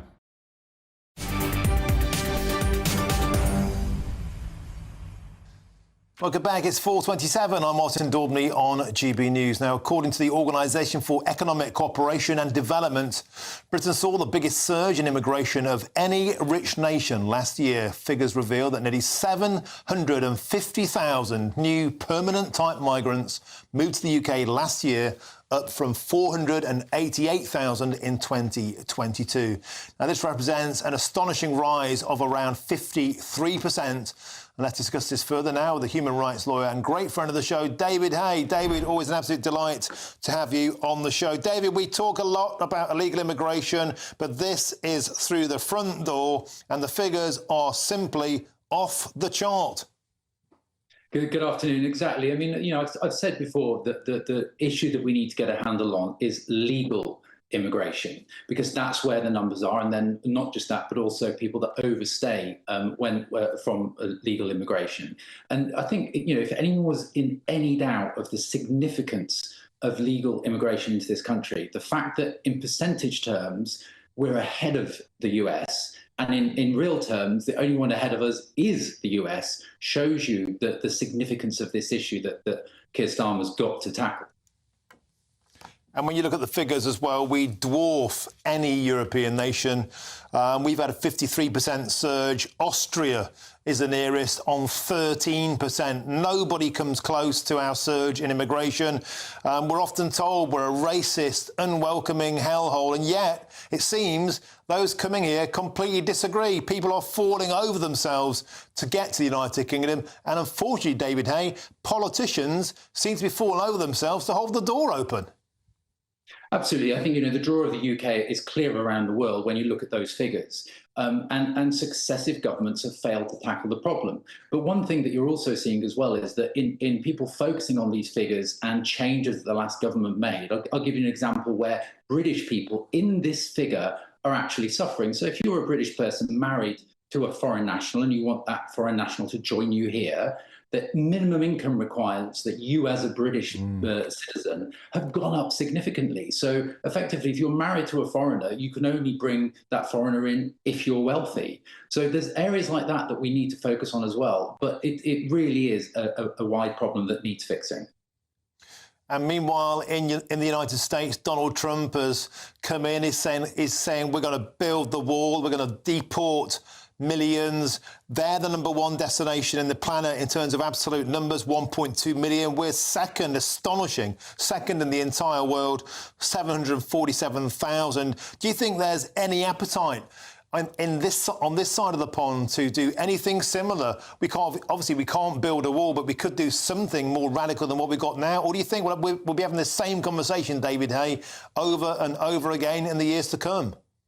I think, Martin, it's going to become Groundhog Day. Every few weeks. I think, and the problem is that we really don't yet control our borders fully. That's one of the problems because of the current laws that we still have, and that is obviously the human rights laws. But also, there doesn't seem to be that much will on the part of the new government in terms of tackling this number. So, from what I've seen so far. And in terms of the numbers, what do you think can be done? I mean, all we've heard so far is let's process more asylum claims. Well, that surely will mean more people having the right to stay. This is legal. Now, don't forget that James Cleverly did stop some of the dependents for students, for example, coming down. So this figure will drop. But do we need to go even more radical? We keep hearing about training British workers, British jobs for British people. It's a great soundbite. Do you think they've actually got any faith in delivering anything concrete, David Hay? I think it's very difficult. I mean, all the fixes for this number, for bringing this number down, is going to injure or harm someone, whether it's from the rights to family life that people have, like I mentioned, people bringing spouses over, whether or not it's universities, if we start cutting the number of people that come to universities from abroad, all of those are going to have impact. So, and we've already seen in terms of unskilled workers as well, the problems that you get in areas in the medical areas and healthcare. So it really, there's no quick fix, and I hate to say it, but that's the problem that we've got. It's a very difficult problem to tackle, and I don't see it something that this government's going to be able to do with what they've put on the table so far, and that's just the illegal migration. You've also got obviously the growing problem of illegal migration, and the laws that we currently have, particularly with the ECHR, that are causing all sorts of issues for us. But we're also seeing potential solutions like what we saw in Italy, also getting now stuck in ECHR. So, unless there's some global solution to this, it really is going to carry on getting worse. And at the bottom of this is, there's a lot of, problems, and there's a lot of issues for actual humans behind this, people that are suffering genuinely that shouldn't be. So I think it's a big problem. OK, David Hay, human rights lawyer, always a pleasure. And I always say, once again, looking very, very dapper. Thanks you for joining us on the show, David. Always a pleasure to have your company. And loads more still to come between now and 5 o'clock, including Donald Trump has been handing out top jobs for his second stint in the White House. Who is in, who is out, and who are the leading contenders? It looks like it's going to be a set from the Invincibles. Carnage, the hammer will fall. That's what Elon Musk has said. But first, here's your latest news headlines with Sophie Reaper.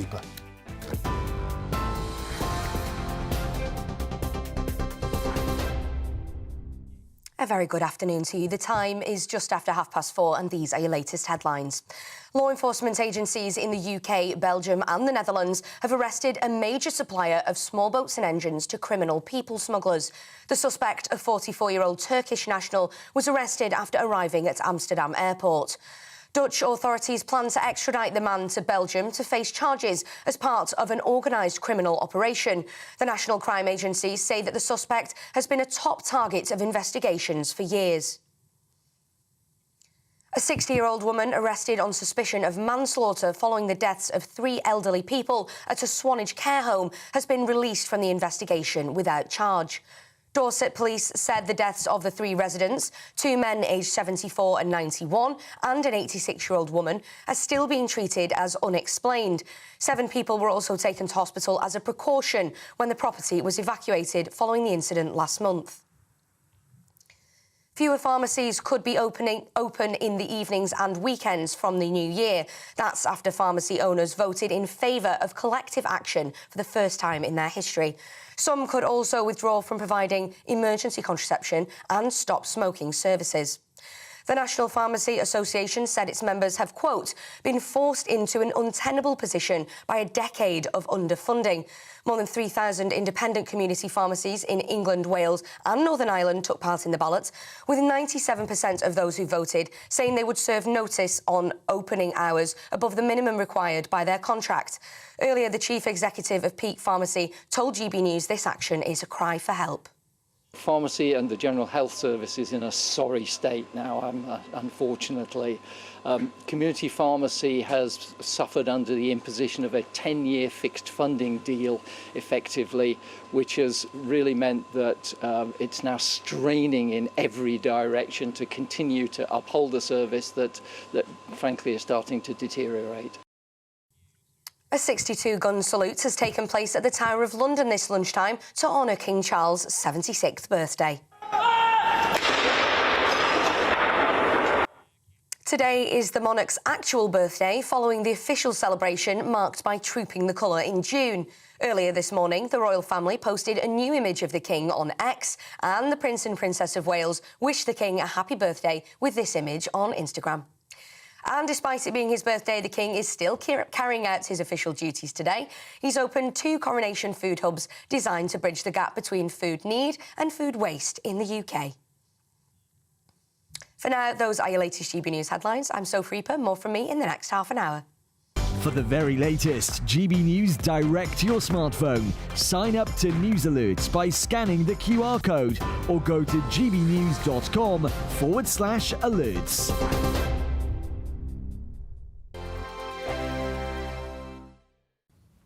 Afternoon, welcome to your latest weather update from the Met Office here on GB News. A similar day tomorrow to today, most places dry. A bit more sunshine maybe across the south compared to today, but changes are on the way with some wet and windy weather coming into the northwest later. It's been a bit damp and drizzly in parts of southern England today. That rain and drizzle tending to edge away to the south through the night. A bit of rain and drizzle possible in western Scotland, but for most places it's a dry night.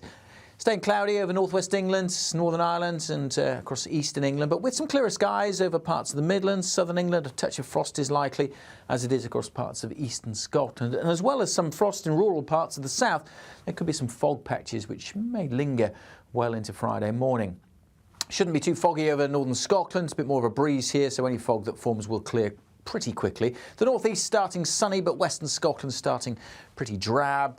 Light rain and drizzle possible here and there. Mostly dry and cloudy for Northern Ireland. We will see a little bit more in the way of light rain heading towards Cumbria, but most of England and Wales will be dry to start with. Quite cloudy in eastern England. Some fog patches across the southwest, which, as I say, may take a while to clear, but generally quite a lot of sunshine over southeast Wales, much of the South Midlands and southern England. So a brighter day here compared to today. But further north, a lot of cloud, some drizzly rain in northwest England, and things turning wetter in the far northwest, and quite windy as well.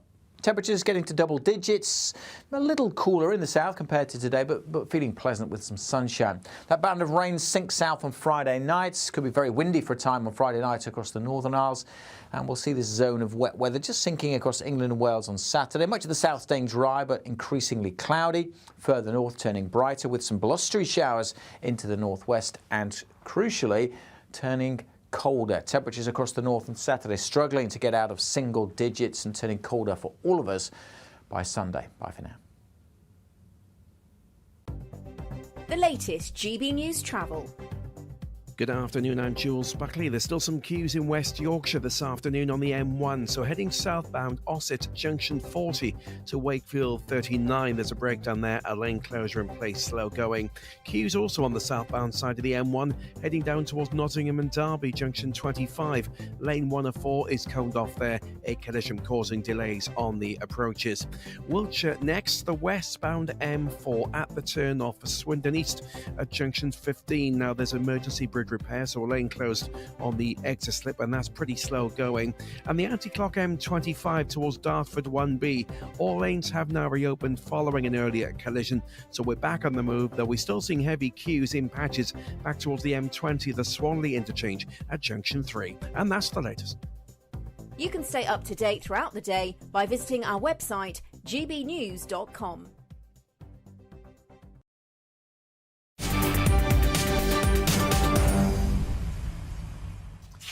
Welcome back. It's 4:39. I'm Martin Daubney here on GB News. Now, following his victory in last week's US presidential election, Donald Trump has been busy assembling his top team when he takes over office in January. Now, the latest addition to the cabinet is Florida Congressman Matt Gaetz, who has been made Attorney General. But his appointment has raised quite a few eyebrows as he was under investigation between 2020 and 2023 for allegedly sex trafficking a 17-year-old girl. Well, now we're going to discuss this further and the rest of the cabinet with the deputy editor of The Spectator, Freddie Gray. Freddie, welcome to the show. So Donald Trump said from the outset he was going to try and drain the swamp, upset the apple cart, turn DC upside down, and by Jove, some of his high-profile appointments certainly so far have put the cat amongst the pigeons. What stood out for you? Well, I think the really interesting thing about Donald Trump and the way he operates is how good he is at playing off different factions against each other.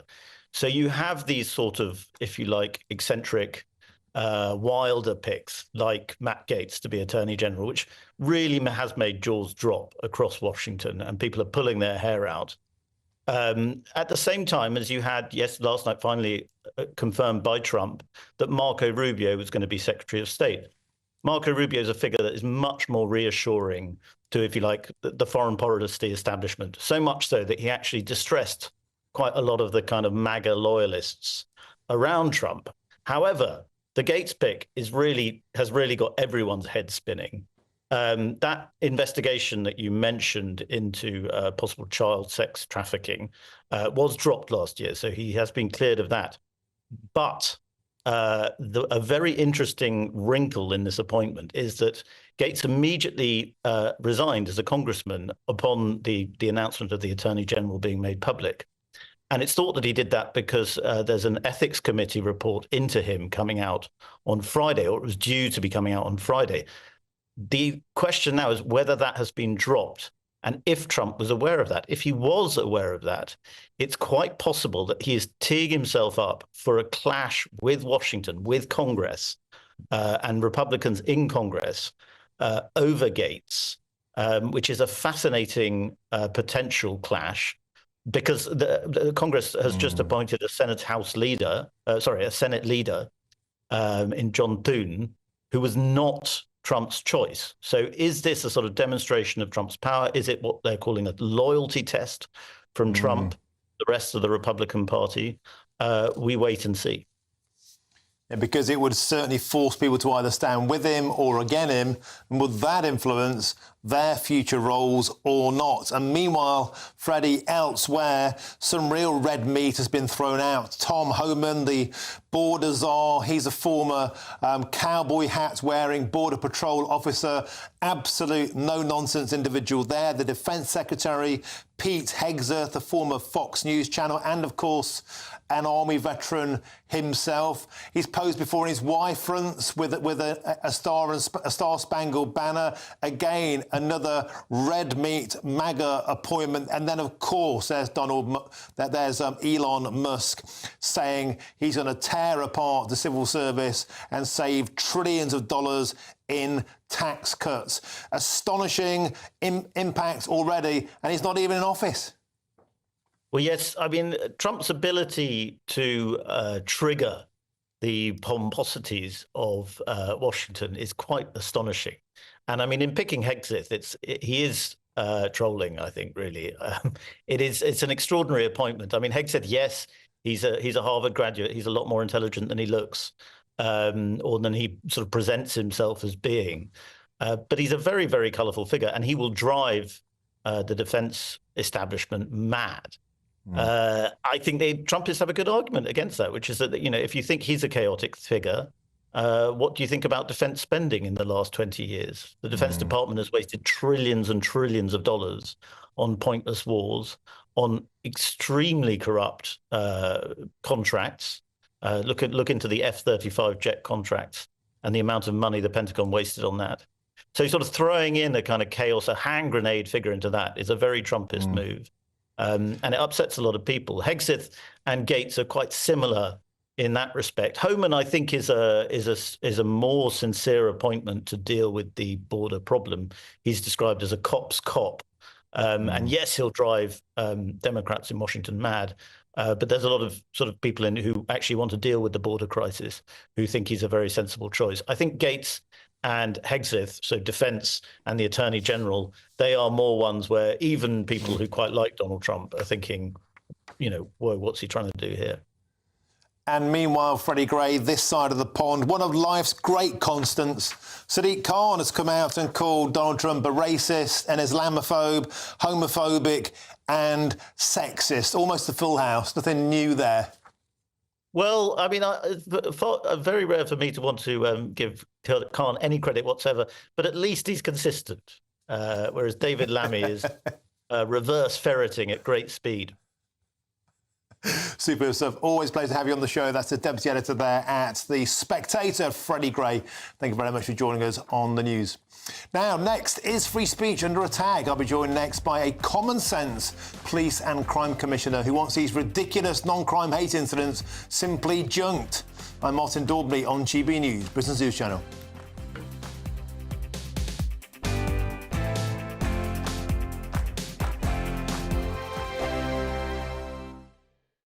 It's Patrick Christie's Tonight, and here we do things differently. It's explaining the absolute madness of this, doesn't it? It's explosive. I mean, this is very good. It's lively. 850. Your government sat there, Sean, and it did nothing. It's controversial. And the Middle East has been in turmoil since before I was born. It's everything you need to kickstart your evening. Everyone's had their Weetabix tonight. I love to see it. That's Patrick Christie's Tonight, weeknights from 9 p.m. Only on GB News, the People's Channel, Britain's news channel. Good afternoon, Britain. Weekdays from midday. The row over Prince Harry's US visa will be brought back into focus. Earlier this year, Nigel Farage asked Donald Trump about this very issue. Let's take a listen. No one knows the truth.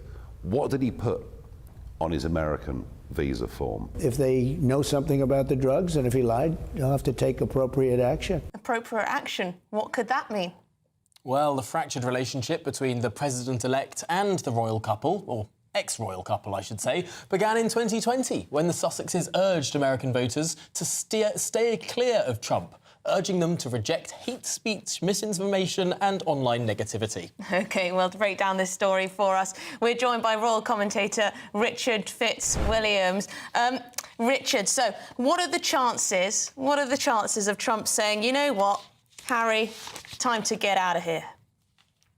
I very strongly suspect that the new administration has other priorities, and also it wouldn't want the enormous amount of fuss. Can you just imagine it in hypothetical situations if it happened? I mean, we've seen Nigel Farage there get an answer from Donald Trump, which implied that this might be looked into, and it might. The Americans say that if you have taken illegal drugs, you're not allowed immigration status. Prince Harry, in his book, said he'd taken illegal drugs, and there he is with American immigration status. I mean, how do the two things make sense? Either he lied in the book, or he lied to the US government. I can't see that the future administration would want to be involved with problems with the British royal family, which obviously would occur if this happened. Yeah, that's true. Richard Fitzwilliams, thank you very much, as ever. GB News, the People's Channel. Welcome to State of the Nation, daily plunge into the stories shaping our country. I'm Jacob Rees-Mogg, and Monday to Thursday we bring you the insights, the facts, the truth about how our country is being governed. Because what happens in Downing Street matters down your street. Tune in to State of the Nation every Monday to Thursday, 8 to 9 o'clock. Only on GB News, the People's Channel, Britain's news channel.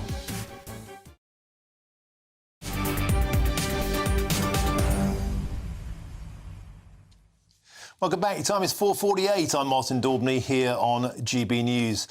Essex police have been accused of an appalling attack on free speech after launching an investigation into the Telegraph journalist Alison Pearson for an alleged non-crime hate incident. Speaking on GB News yesterday on the Nigel Farage show, she revealed she will probably have a meeting with the Home Secretary, Yvette Cooper, on this issue. Now, several high-profile individuals have also been reacting to the news, including, as you can see there, Elon Musk, who called it insane. And joining us now is the Hampshire Police and Crime Commissioner, Donna Jones. Donna, welcome to the show. It's been way too long. Huge fan of your work. Let's talk, if we can, in the first instance, about this particular case. A very high-profile Conservative journalist, a post from a year ago. We don't know what the post was. We don't know who complained about it. And yet, a very well-respected journalist is finding herself having two coppers knocking on a door on Remembrance Sunday. As a Police and Crime Commissioner, Donna Jones, do you think that is an ample and sound use of police resources? No, I don't. And I think the key is in the first two words, non-crime hate incident, non-crime. The police are not responding to actual crimes that they should be because there aren't enough of them. And we've still got burglaries going uninvestigated and shoplifting and assaults and knife point robberies even across the country. So why is it that police forces are still prioritising sending police officers to someone's front door for a non-crime incident? Now, yes, I think it's right that anything related to some sort of hate crime is recorded in some way. We need to be mapping what's going on across the country in terms of community cohesion, community tension, and anything that singles out somebody because of their religion, ethnicity, race, sexuality, whatever it might be. I do not have an issue with the police recording that. But what I do have an issue with is the way that these non-crime incidents are being dealt with. And that, Martin, has got to change. You know, when I'm listening to you, Donna Jones, I just think you're channeling common sense. You're speaking exactly what the vast majority, certainly of GB News viewers, are thinking. So why is it that somebody who's the Police and Crime Commissioner in Hampshire thinks so differently about the same framework, the same legislation, say, for example, as this Police and Crime Commissioner in Essex, who today we learned has put free speech as big a threat up there with rape, an actual crime? It's the interpretation of bad law that's the issue, isn't it?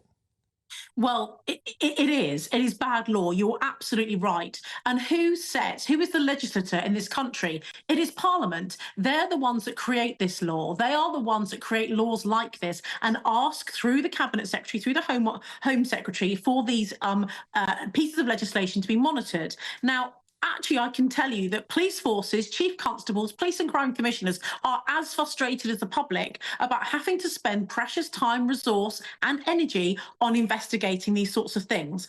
But just going back to Alison's situation for a moment, and I'm going to play out a scenario here to you. And I've read the press and the coverage in the Telegraph, as I'm sure you have. I've seen her interview.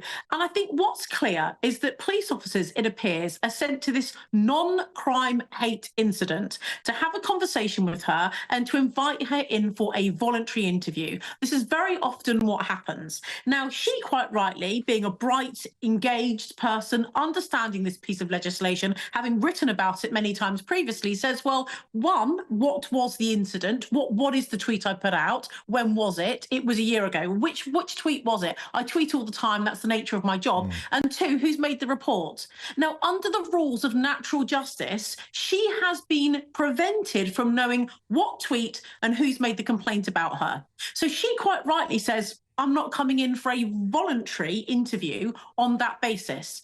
They go back to the police station. They report back to the sergeant that, in fact, this individual is not prepared to come in on a voluntary interview unless we provide her with more information. Now, if she'd gone in, she would have been spoken to, and I'm going to hypothesise here that the case would then have been closed, and the complainant would have been told that the individual had come in, been interviewed, and has had some form of cautionary words given to her by the local police force.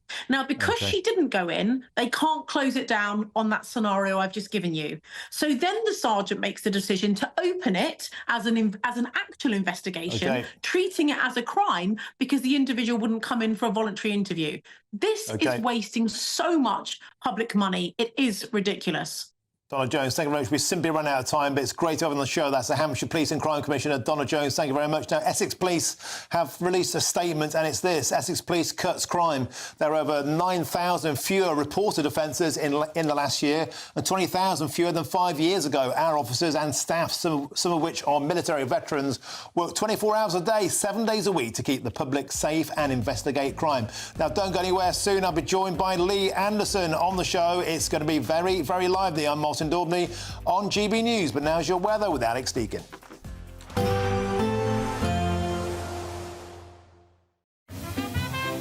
Heavy showers first thing will be followed by a warm, cosy day. Boxed boilers, sponsors of weather on GB News.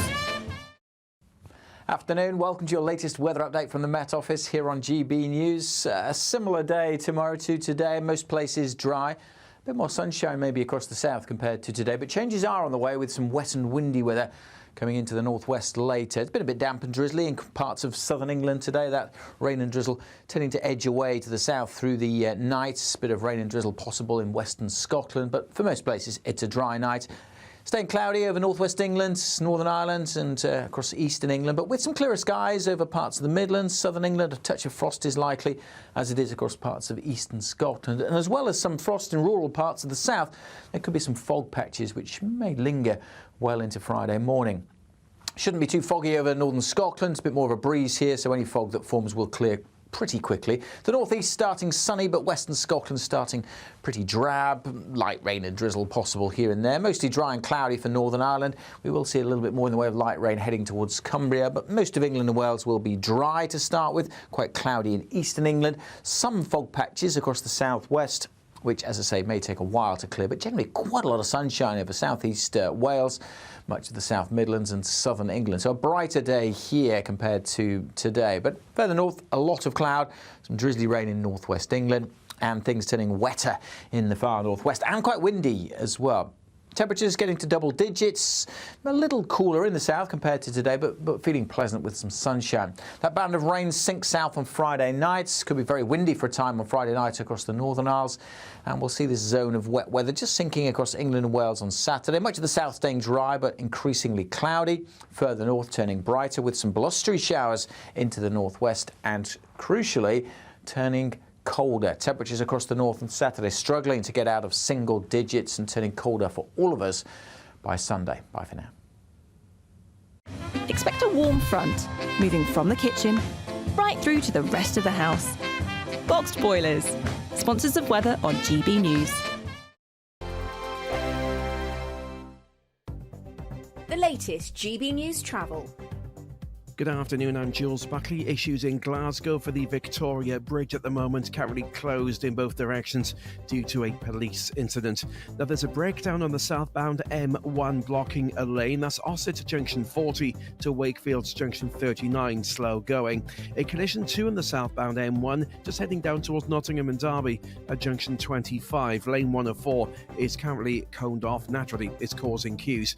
Now, the westbound M4 as you come off at Swindon East at Junction 15 there, that's for the A419. A lane closed on that exit slip road for emergency bridge repairs, still causing queues. And the anti-clockwise M25 still struggling away from Swanley Junction 3 off the M20 through towards Dartford 1B, not helped there by an earlier collision. And that's the latest. You can stay up to date throughout the day by visiting our website, gbnews.com. There's only 2 weeks remaining to win Christmas on Us this year. First, we'll give you £20,025 in tax-free cash. Then we'll give you £5,000 to spend on all of your Christmas presents, with a further £500 in vouchers to spend at your favourite supermarket. Finally, a GB News Christmas goodie bag. You'll get it all in time for the big day. For another chance to win, call 0903 681 3232. Calls cost £2 plus your network access charge. Text cash to 63232. One entry costs £2 plus one standard network rate message, or text bonus to 63232. 5 entries cost £5 plus one standard network rate message. You can enter online at gbnews.com/win. Entries start from just £2, or post your name and number to GB09 PO Box 8690 Derby DE1 9TT. UK only. Entrance must be 18 or over. Lines close at 6 p.m. on the 22nd of November. Please check the closing time if listening or watching on demand. Good Afternoon Britain isn't just about us. The wonderful thing about this programme is it's about everyone watching. It's an interactive programme. Well, there absolutely is something to see here, and we're going to be talking about it more. Whether it's breaking royal news, Will, please bring us up to date, or indeed a particularly punchy speech in the House of Commons. Very, very curious. We bring it to you live, and then we bring you live reaction as well. That's Good Afternoon Britain, weekdays from midday. Only on GB News, the People's Channel, Britain's news channel. Why go out on a Friday night when Friday night comes straight to your home? Talking about? Join me and my A-team of top pundits. Chemistry tonight is electric. As we tackle the big stories of the day with wit, insight and fearless energy. Man of the people. It's all vibe. Just a filing cabinet on wheels with a tie on. So, order in Friday Night Live with me, Mark Dolan, every Friday at 8, only on GB News, the People's Channel, Britain's news channel.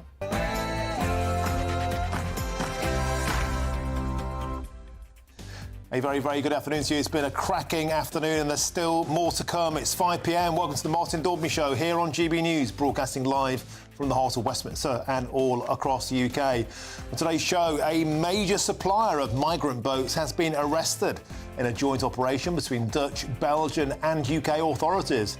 The suspect, a Turkish national aged 44, was arrested after arriving in Amsterdam yesterday. And the Prime Minister says it's a significant piece of the jigsaw, and Chris Hope has some fresh information for you that's coming up soon. Rachel Reeves is tonight set to unveil an £80 billion raid on private pension pots, claiming that the money will turbocharge infrastructure in Britain. But with politicians having a woeful track record on things like HS2 and pet projects like failed solar farms, why on earth should we trust any politicians with our pensions? And yesterday, using figures supplied by a Department of Work and Pensions whistleblower, GB News estimated that immigrants cost £6 billion every single year just in universal credit alone. In a short while, I'll be joined by Lee Anderson to ask, is it time for all data on benefits, on crime, on social housing, the whole lot, to be published by nationality?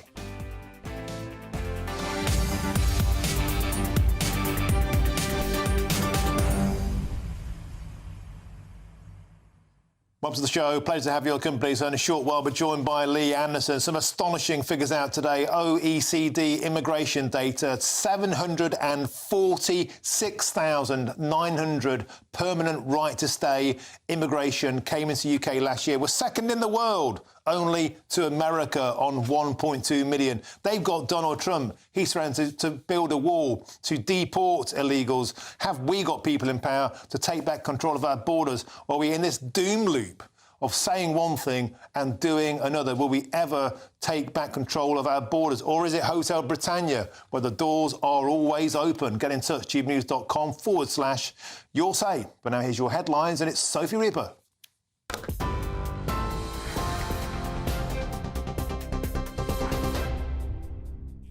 Thank you, Martin. The time is just after 5 o'clock, and these are your latest headlines. Law enforcement agencies in the UK, Belgium and the Netherlands have arrested a major supplier of small boats and engines to criminal people smugglers. The suspect, a 44-year-old Turkish national, was arrested after arriving at Amsterdam airport. Dutch authorities plan to extradite the man to Belgium to face charges as part of an organised criminal operation. The National Crime Agency says that the suspect has been a top target of investigations for years. Speaking earlier, Prime Minister Sir Keir Starmer called the arrest a significant piece of the jigsaw in tackling channel crossings. It's exactly what we want to see. And it shows that our approach of working with international partners to smash the people smuggling gangs is bearing fruit. I'll continue to work closely with my European counterparts, particularly in Italy, Germany, France, to enhance that collaboration, because clearly it is already having an impact. A 60-year-old woman arrested on suspicion of manslaughter following the deaths of 3 elderly people at a Swanage care home has been released from the investigation without charge. Dorset police said the deaths of the 3 residents, 2 men aged 74 and 91, and an 86-year-old woman, are still being treated as unexplained. 7 people were also taken to hospital as a precaution when the property was evacuated following the incident last month. Fewer pharmacies could be open in the evenings and at weekends from the new year. That's after pharmacy owners voted in favour of collective action for the first time in their history. Some could also withdraw from providing emergency contraception and stop smoking services. More than 3,000 independent community pharmacies in England, Wales and Northern Ireland took part in the ballot, with 97% of those who voted saying they would serve notice on opening hours above the minimum required by their contract. Earlier, the chief executive of Peak Pharmacy told GB News this action is a cry for help. Pharmacy and the General Health Service is in a sorry state now, unfortunately. Community pharmacy has suffered under the imposition of a 10-year fixed funding deal, effectively, which has really meant that it's now straining in every direction to continue to uphold a service that frankly is starting to deteriorate. 2 people have been charged after orange paint powder was thrown at Stonehenge during a Just Stop Oil protest in June. Wiltshire police said that they've been authorised to charge the 2 activists with destroying or damaging an ancient protected monument and intentionally or recklessly causing a public nuisance. They've been bailed to appear at Salisbury Magistrates Court on December 13th.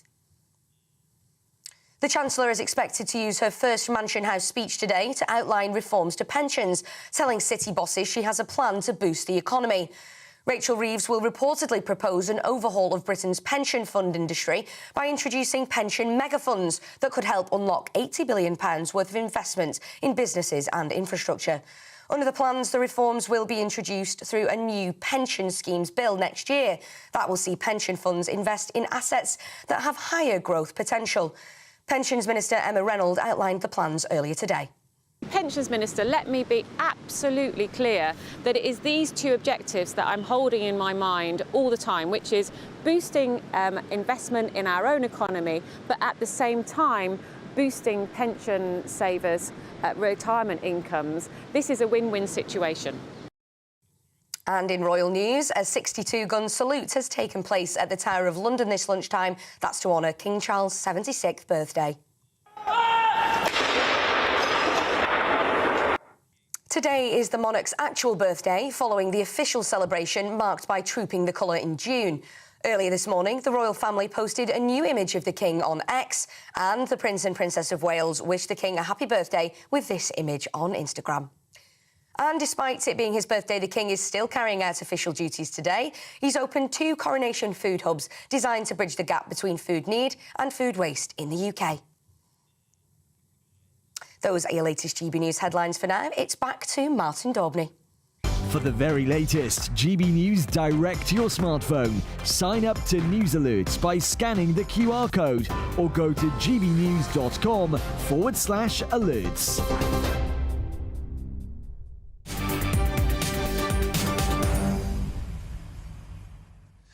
Thank you, Sophie. Now, the Prime Minister says a joint operation to arrest a major supplier of migrant boats is a significant piece of the jigsaw in tackling the small boats crisis. Sir Keir Starmer delivered this statement a short while ago. I've long said that there is a serious issue in people smuggling, and that the only way to deal with it is to take down the gangs, the groups that are running this vile trade. Today, this is a significant arrest. Obviously, I'm very pleased that the National Crime Agency has been centrally involved in this. We've been bearing down on law enforcement here and working with international partners, and this shows that approach is bearing fruit.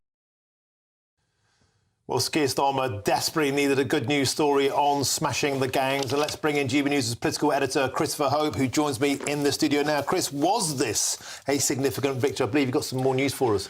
Well, it appears so. We understand at GB News that this individual who's arrested, of course, a Turkish individual detained at Schiphol Airport as part of this kind of cross-border operation. That's why Sir Keir Starmer is so keen to trumpet that, because when he's formerly as DPP, Chief Prosecutor, he would tell us all the time, I'm going to get rid of Rwanda because I know how to get these bodies working on the continent. Well, he's done it, right? So by his own admission, by getting the Belgians, the Dutch, the Brits to work together with the National Crime Agency of this country and others, it does seem like a significant arrest. We are told that this individual, again, subject to him being tried and going through the usual judicial process, he was behind, allegedly, thousands of people being trafficked across... And you've been told that from Downing Street today? Well, this is from law enforcement sources.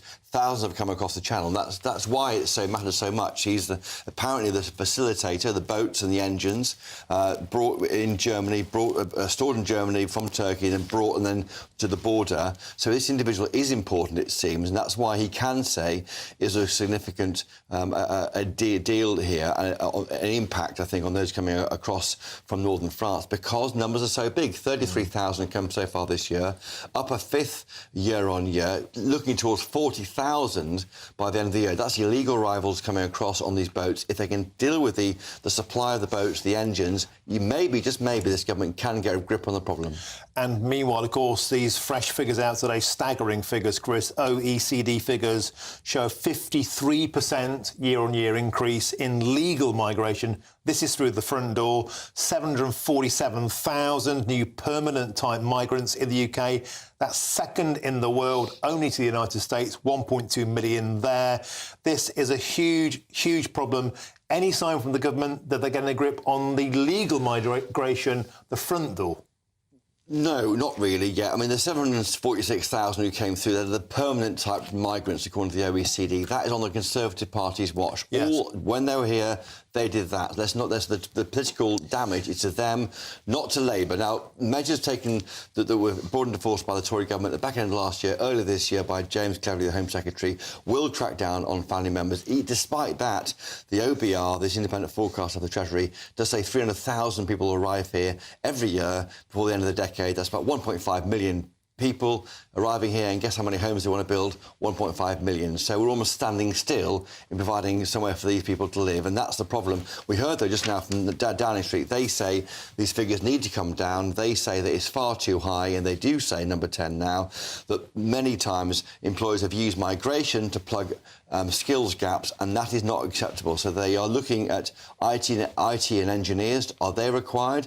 The Migration Advisory Committee is looking at this information and trying to deal with it and plug the gaps. They recognise these numbers are too high and they want to tackle it. Any sign of a target? I mean, how long's a piece of string? No. So kids like say, oh, we're going to talk tough and cut down the numbers. Well, how much? No target. Now, we heard from the Tories back in 2010 election, tens of thousands a year. That was the figure on an average run rate through the 90s and early part of the early part of this century.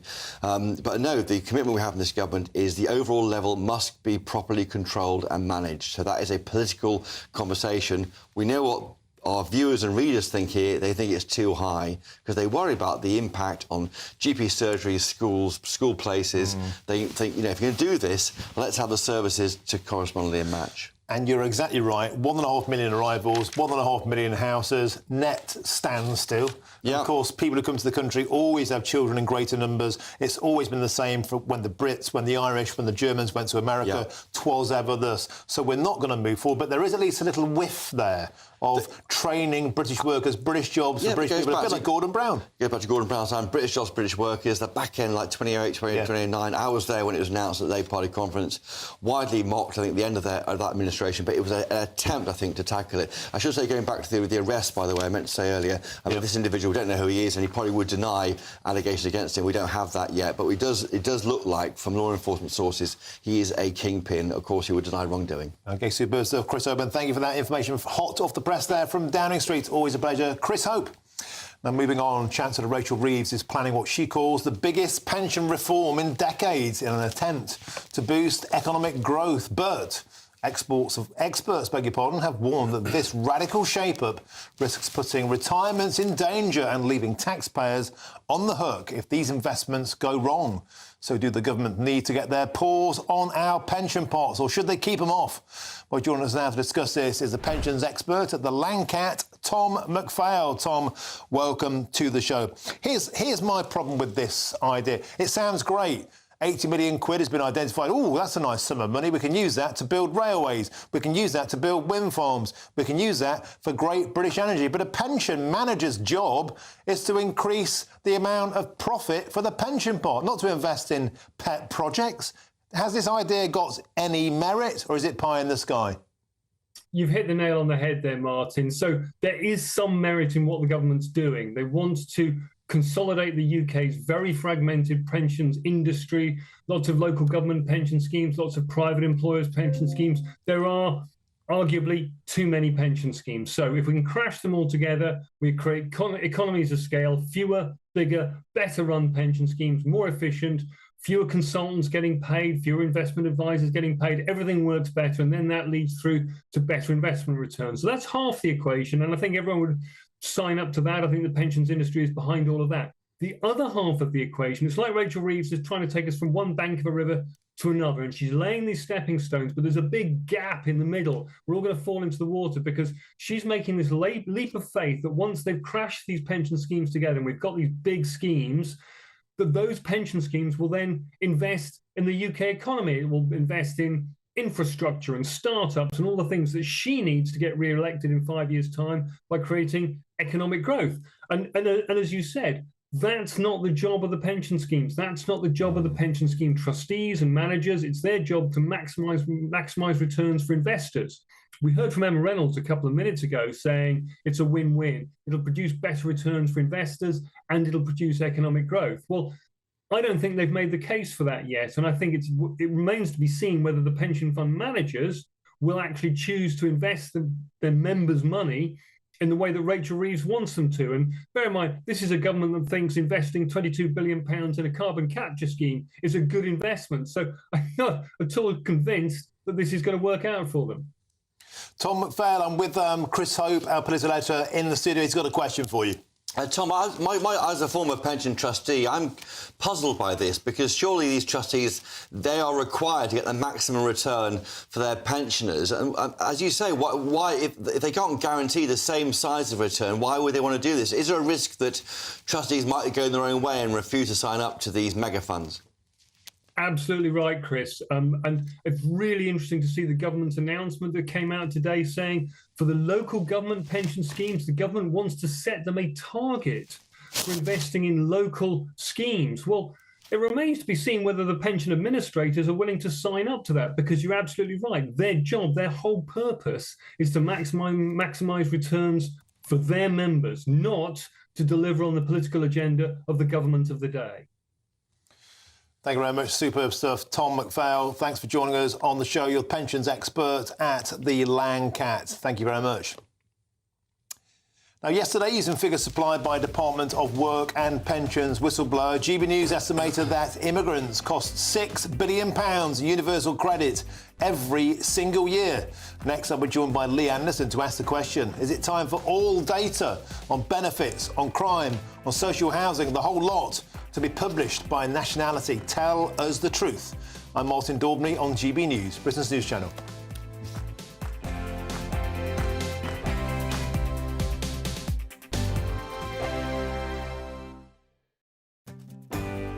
I'm Stephen Dixon, and thanks for joining us on GB News, Britain's news channel.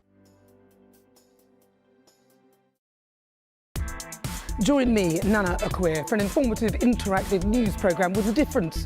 It's fun. No, he didn't say that, Dave. I'm so surprised. I think there's an element of truth to that. Join me from 3 p.m. every weekend, only on GB News, Britain's news channel.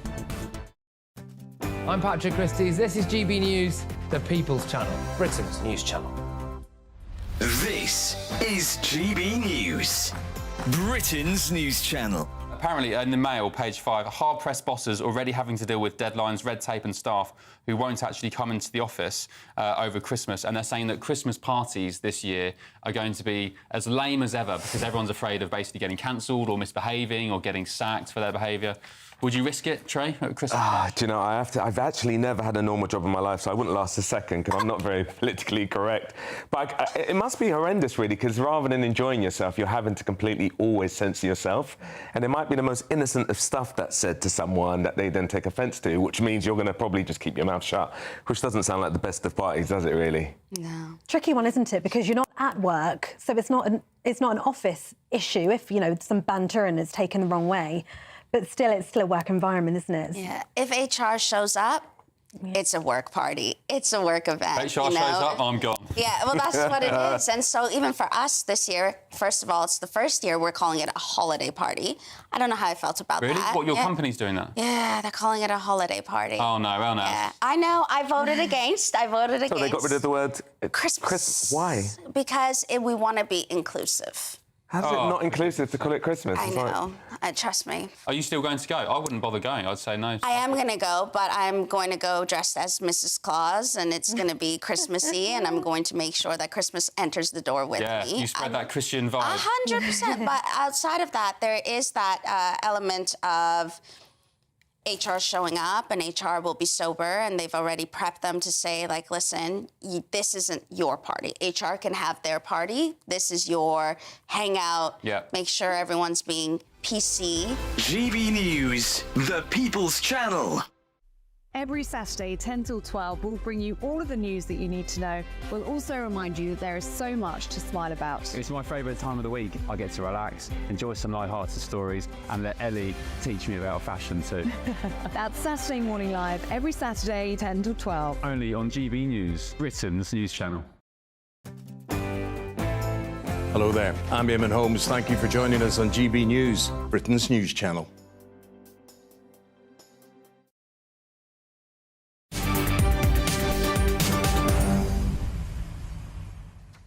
Welcome back. It's 5:20. I'm Martin Daubney on GB News. Now, how many foreign nationals are claiming benefits in the UK? Well, yesterday, Reform UK's Rupert Lowe claimed that he'd spoken to a whistleblower from the Department of Work and Pensions who says that 50,000 migrants are becoming eligible for universal credit in the UK each and every month. That totalled, since 2019, 3,379,500.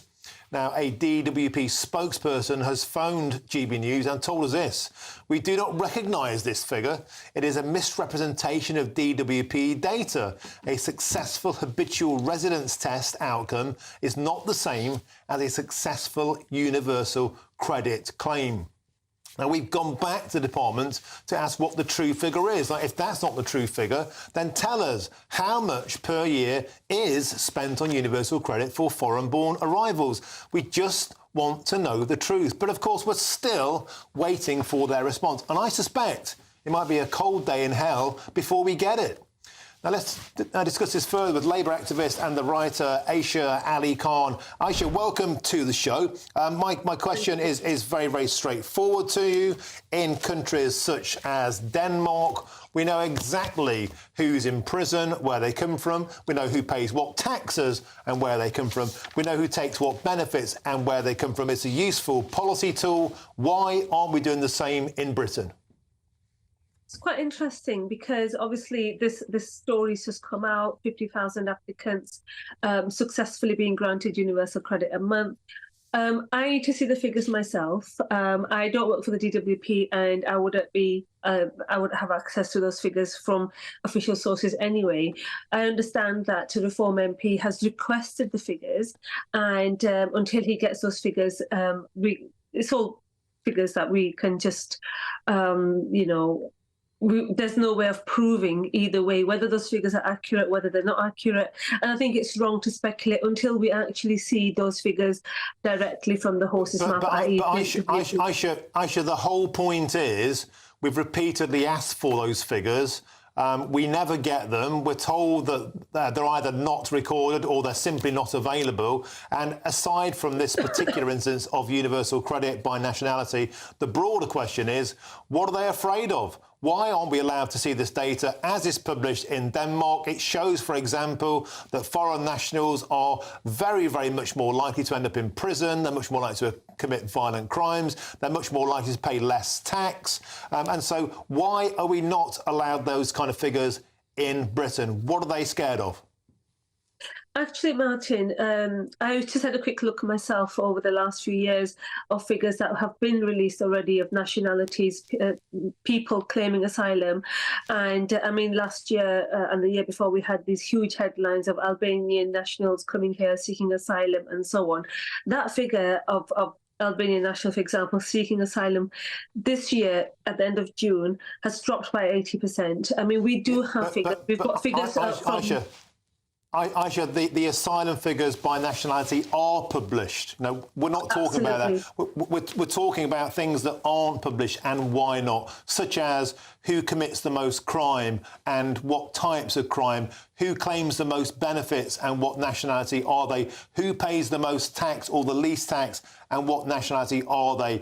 That's available in Denmark. It's not available here. I think they don't want to publish it because they're afraid of the results. They're afraid of what the public will say about it.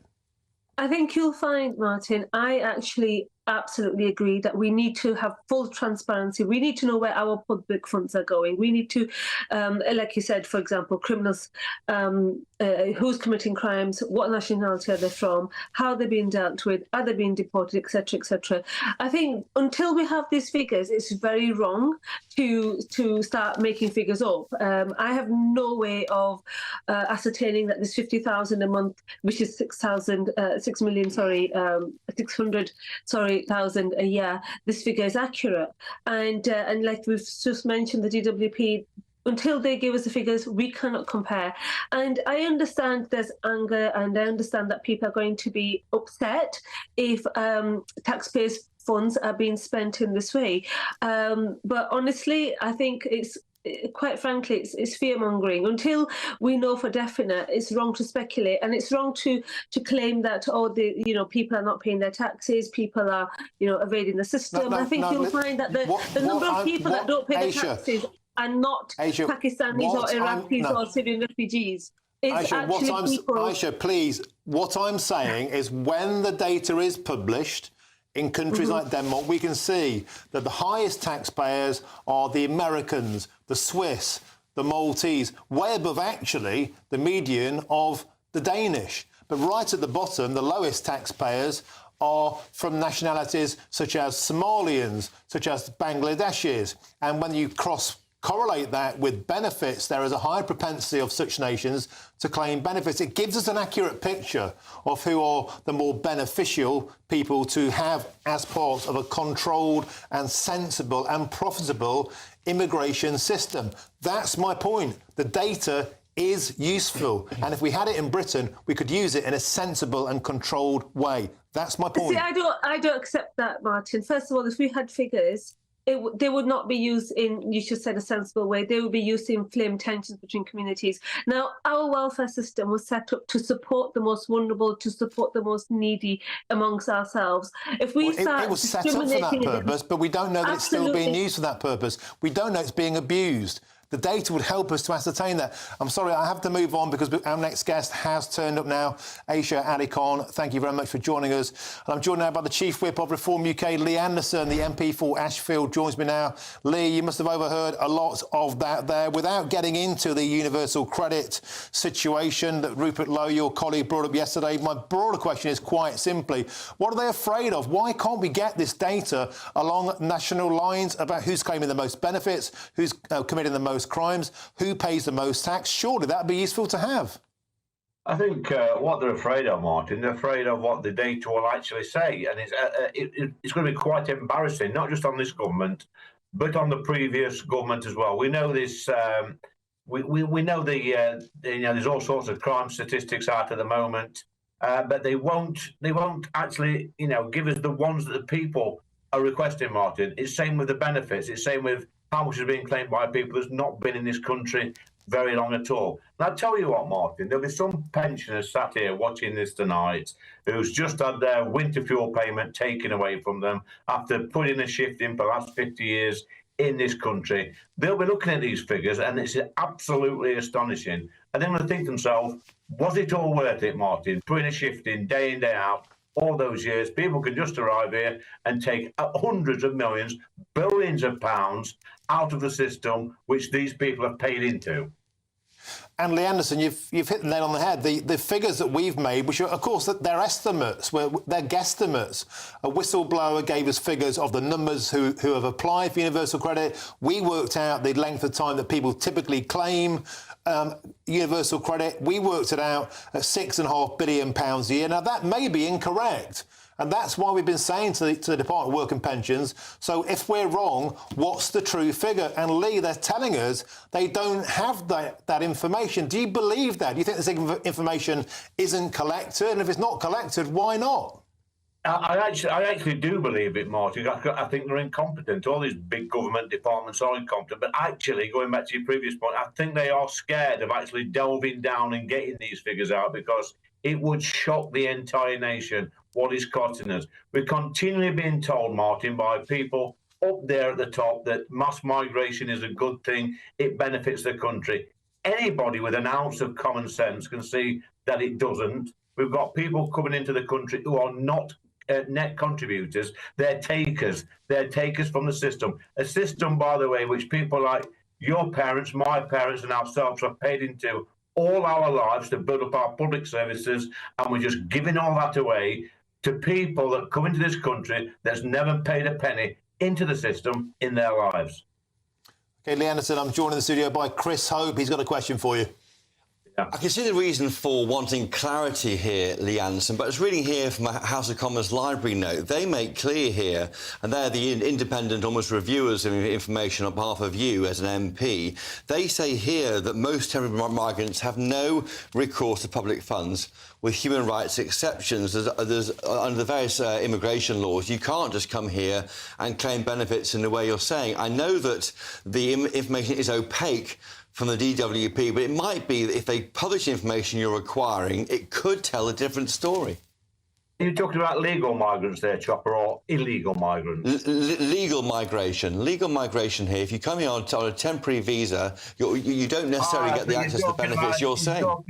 You're talking about a temporary visa. I'm talking about, 1.2 million came in Chopper in 2023. I think the figures I've seen, about 500,000, 500,000 of those have gone on to universal credit. Now, if 500,000 people are getting universal credit in this country, they're taking more out of this treasury than what they're paying in. And this is the problem here. Not just that, Chopper, with the universal credit, they're going to have children that go to our school. If you've got 3 kids, there's 15, 20 grand straight away on the pupil premium.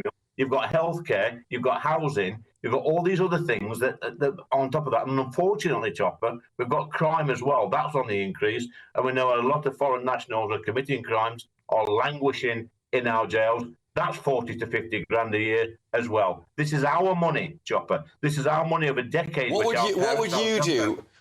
Well, what would you do, Leanne, at Reform UK, if you formed a government at the next election? What would you do? Because you can say these things from the sidelines, but making choices that might affect social care and other issues. Some people who arrive here are actually doing work which is really important to this country.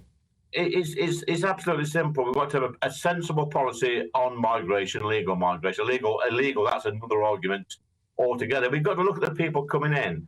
When they come in, what sort of job are they going to do, and how much are they going to be paid into the Treasury through their income tax and national insurance each week? Now, if they're taking more out the system with universal credits, with housing benefit, with the council tax support, with the pupil premium, with healthcare, then what's the point, Chopper? That we need people to come into this country to make a profit, not to make a loss.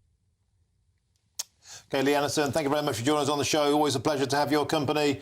Thank you very much indeed. That's Lee Anderson, the Chief Whip of Reform UK and the MP for Ashfield. Now, just to remind you that the Department of Work and Pensions say they claim that the 50,000 migrants are eligible for benefits each month is not a figure that they recognise, but they have not yet told us what the exact figure is. And that's the point. If we're wrong, prove it. Show that we're wrong. I'll happily be proven wrong. Rupert Lowe will happily be proven wrong. Show us your medals. Let's see what the actual data is. That's all we want. We just want to know the truth. We're journalists. He's a politician. We just want the truth. Why can't we get it? And we'll keep bringing you all the updates on this story if and when we get them. And thank you to you, Chris Hope.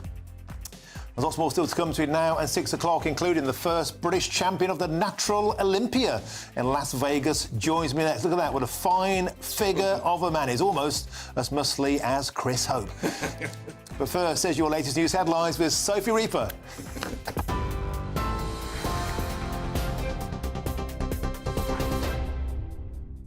A very good evening to you. The time is just after 5:30. Let's take a look at your latest headlines. Law enforcement agencies in the UK, Belgium and the Netherlands have arrested a major supplier of small boats and engines to criminal people smugglers. The suspect, a 44-year-old Turkish national, was arrested after arriving at Amsterdam airport. Dutch authorities plan to extradite the man to Belgium to face charges as part of an organised criminal operation. The National Crime Agency says that the suspect has been a top target of investigations for years. Fewer pharmacies could be open in the evenings and at weekends from the new year. That's after pharmacy owners voted in favour of collective action for the first time in their history. Some could also withdraw from providing emergency contraception and stop smoking services.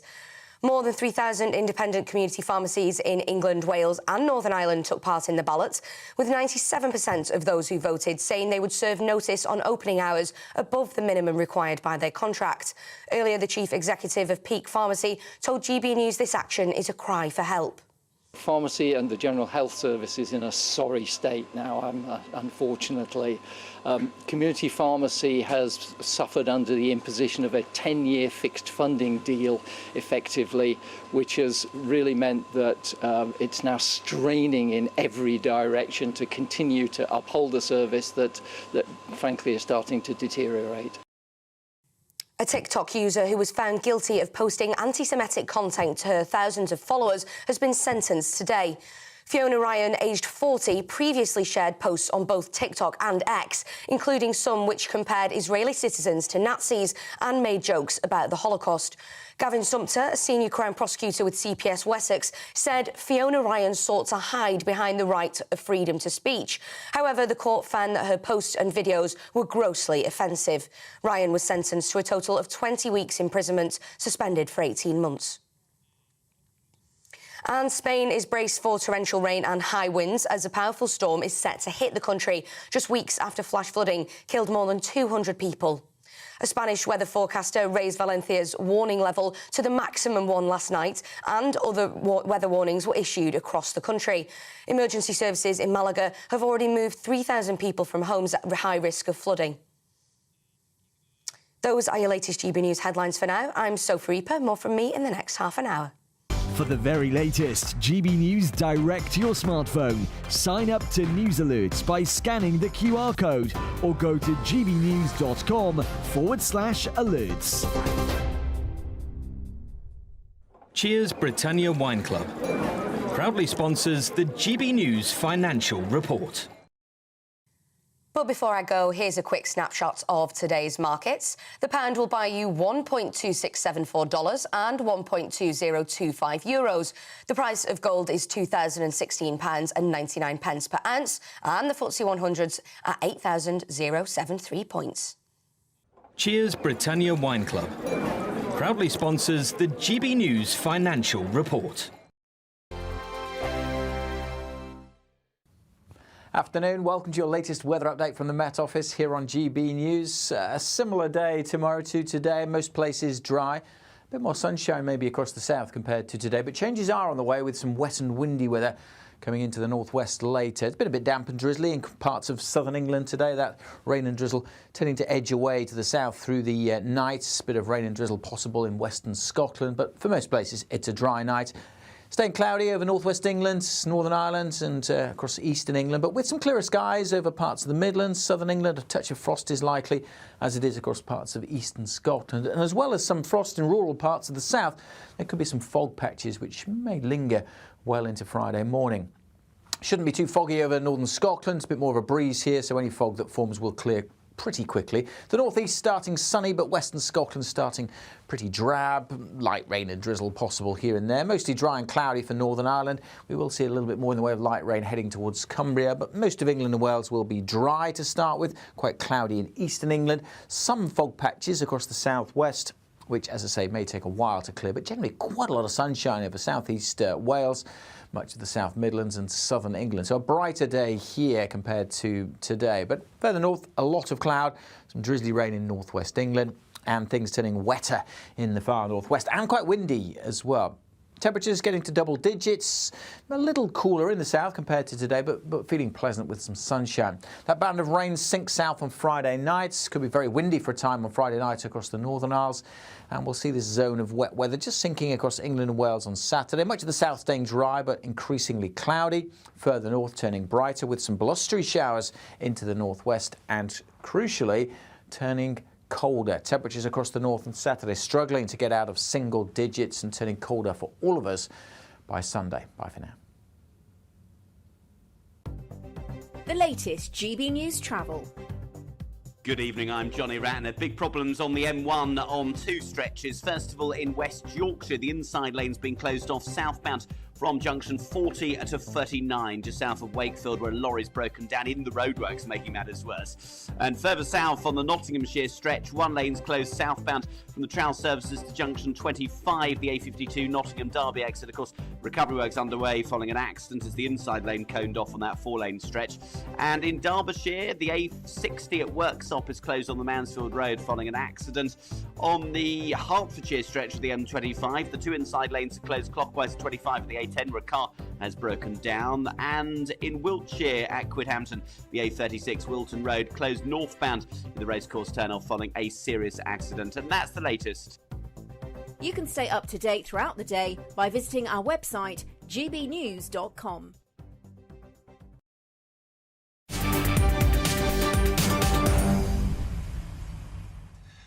Welcome back. Your time is 5:39. I'm Martin Daubney here on GB News. Now, the son of former England cricketer David Lloyd is now an award-winning bodybuilder. Ben Lloyd was crowned champion of the Natural Olympia in Las Vegas and will take home, a prize of 10 grand. He is also the first British man to win the event. And Ben Lloyd, well, he joins me now. Ben, absolute pleasure, mate. I've seen you in action there. A tremendously impressive, look at that, tremendously impressive figure of a man. Tell us, it must have been agonising to get into that shape. Tell us about your victory. Well, it was a great victory. I didn't really expect it. It was a tough lineup. There were 27 other drug-free bodybuilders there, some of the best in the world. A 35-week diet to get there. So I've lost a lot of weight. I'm extremely hungry, very tired, but to get the win was absolutely amazing.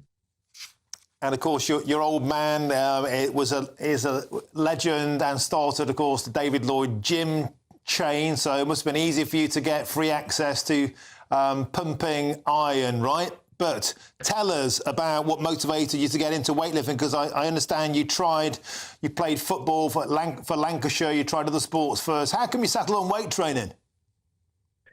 Well, I was always into the gym. I always looked like a sportsman, especially when I played football. I looked the part, but didn't quite play the part. So I just stuck with what I was good at, which was the weight training, keeping fit.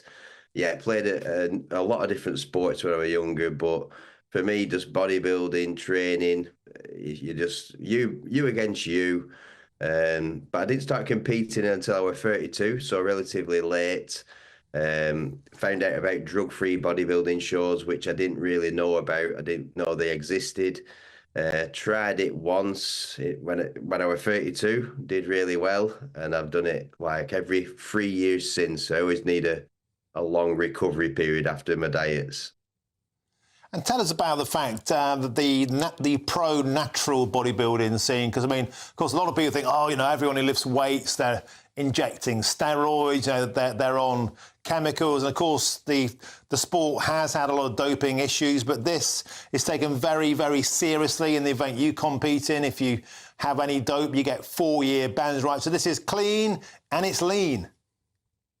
It is, yes. So, like I said, I didn't even know it existed. It is on the rise, though. There's lots of different federations that offer drug-free shows where they test you. You do tests at the bodybuilding shows. You do a lie detector test, a urine test. There's also random off-season tests, which are great just to catch people out. And it's a more healthy way of doing it. It's a more realistic way of doing it as well. And like I say, it is getting more popular. There's lots of different federations. The standard of natural bodybuilding. There's some natural bodybuilders competing against people that aren't natural and beating them. Obviously, that we're not as big, but we take it seriously, and it's a good standard. And what's your old man's take on this? I mean, is it like some sort of ultra competitive gene that you've got here? I'm not sure where it's come from. He was a good athlete, and he was my longest client for a long time. So I was a personal trainer. I'm more an online coach now. And he was coming for PT sessions for years, and he got in really good shape. But I feel like he felt like he had to keep coming because he couldn't stop because he was my son. But yeah, he's got good genetics, obviously, being a sportsman. My brother played cricket, but he's anti-exercise. That's, I think, mainly from my dad. My mum was a good runner as well, so it's a bit of both. And no doubt, Ben, after you finally lifted that trophy, you just wanted what, like a huge pile of burgers and chips? I mean, what was your first sort of meal where you broke your kind of curfew, if you like, on unhealthy food? Well, unfortunately, I've not started that yet because I've got one more show. I'm going back to America to do. Like I said, there's a few different federations. I've competed in that one. That was the main show. So I've just won that one. But there's another one in Boston, not this weekend, next weekend. So I can't eat all the foods that I want just yet. But I've researched all the best food places in Boston already. So what's going to be that kind of get out of jail meal? I mean, you must be fantasizing it, but you must be drooling about what you can finally pick out and what you're going to get tucked into. Well, I found 17 places, I think, but I think I'm going to go for just a burger and chips, something like that, or just some donuts, because the hunger is so high. It is tough, but it is worth it in the end. It's a really good experience. It's a fantastic achievement. Thank you very, very much for joining us on GB News. Ben Lloyd, of course, the son of the cricket legend David. 10 grand prize there in Las Vegas. Marvellous achievement and the very best of British to you. Thank you very, very much indeed. Now, here's one for you. Are you sick to the back teeth of Christmas adverts on the telly? And are Christmas adverts nowadays completely and utterly rubbish? Well, the new John Lewis one has just come out, and so is that one from Boots, where Santa Claus was ridiculed as a lazy, fat, old white man. I'm discussing all of that next, and I'm Martin Daubney on GB News, Britain's news channel.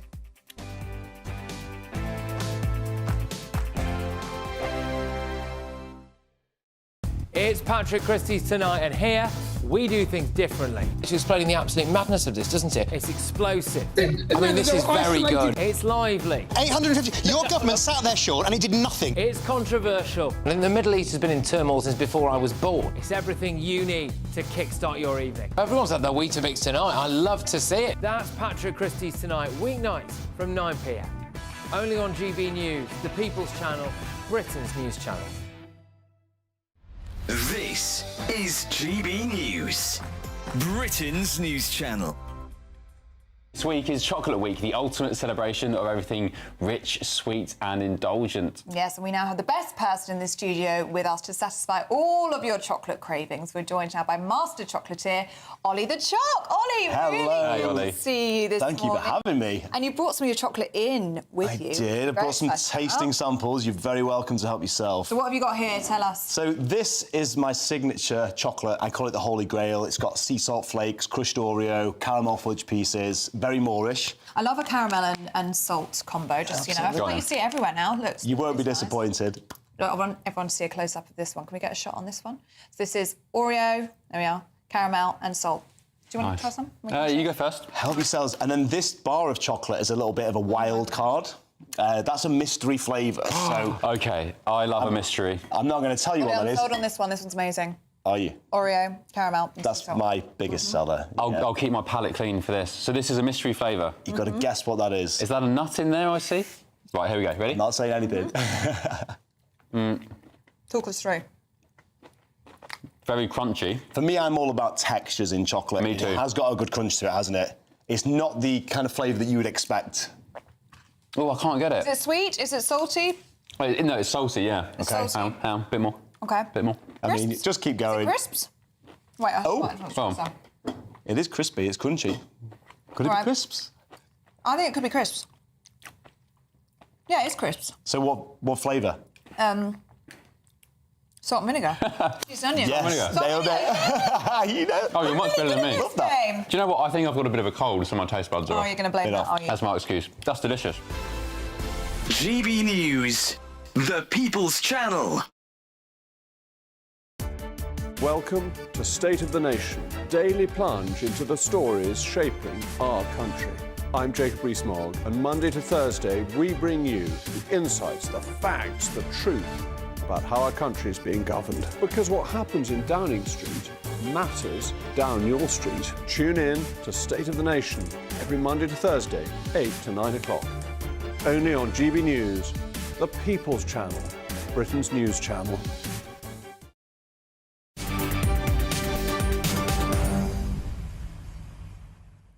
Welcome back. It's 5:49. I'm Martin Daubney here on GB News.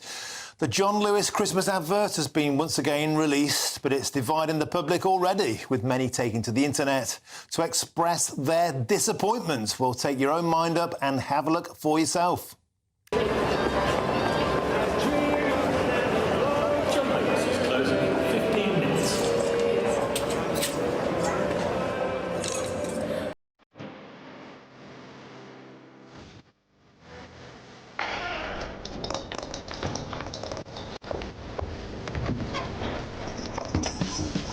What are you looking for? Something new. You're not going to find it. No, not here. I don't want a doll! I want a nose ring. Sorry. Is there a politician? Boss, who's coming? This is happening. Everything's gonna be fine. He's healthy. He's amazing. He's the boy. Yes. Stop. Enjoy that. I can't. Don't feel over. This is mine. What's your problem? It doesn't even look good on you. Get out of my room. And you still haven't even found me yet.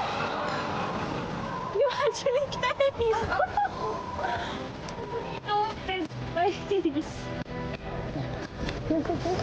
Oh, Sal, get out! Why are you doing up there? Hurry up!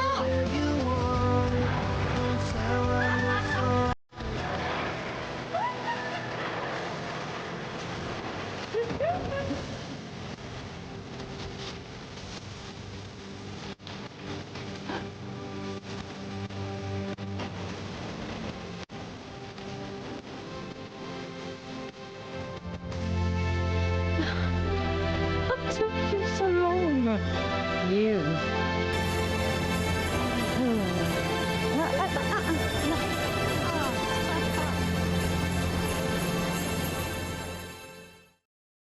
I know.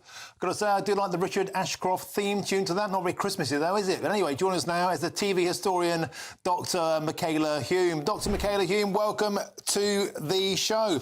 I don't know about you. I love Christmas. It's my favourite time of the year. But I'm getting decidedly bar humbug about Christmas adverts. Sick to the back teeth of them. Got to say, the one recently, the Boots one, where everybody was LGBTQ. Everybody was taking the mickey out of Santa. He was a fat, old white man who was useless. Here we got to hear it's Adjoa Ando from Bridgerton. Of course, a black woman saves Christmas.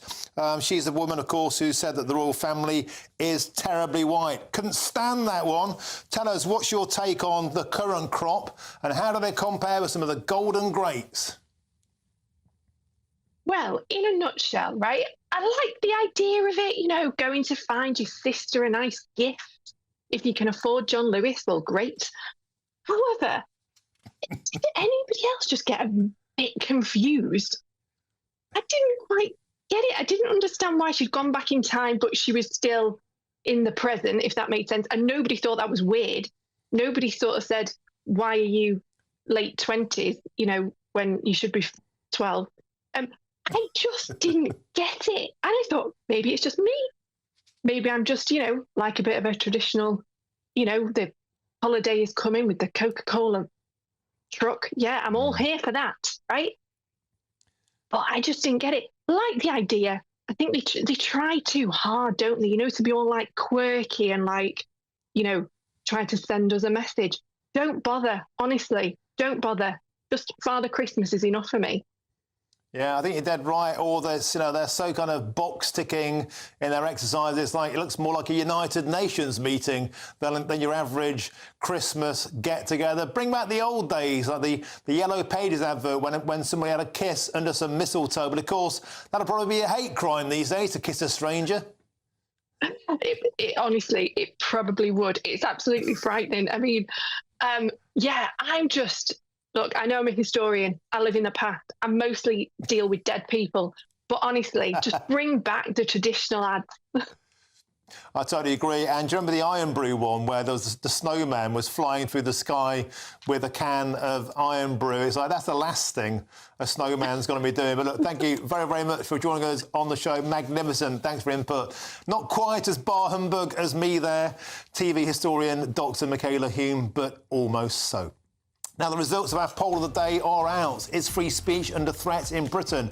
Now, an astonishing 99% of you say yes, free speech is under threat. Only 1% saying free speech is OK. Well, Jubes & Co. is up next. I know that she'll be one of those 99%. A fierce home of free speech. I'll be back tomorrow at 3 p.m. Thanks for your company. Have a fantastic evening. And now it's time for your weather with Alex Deakin. Have a good one.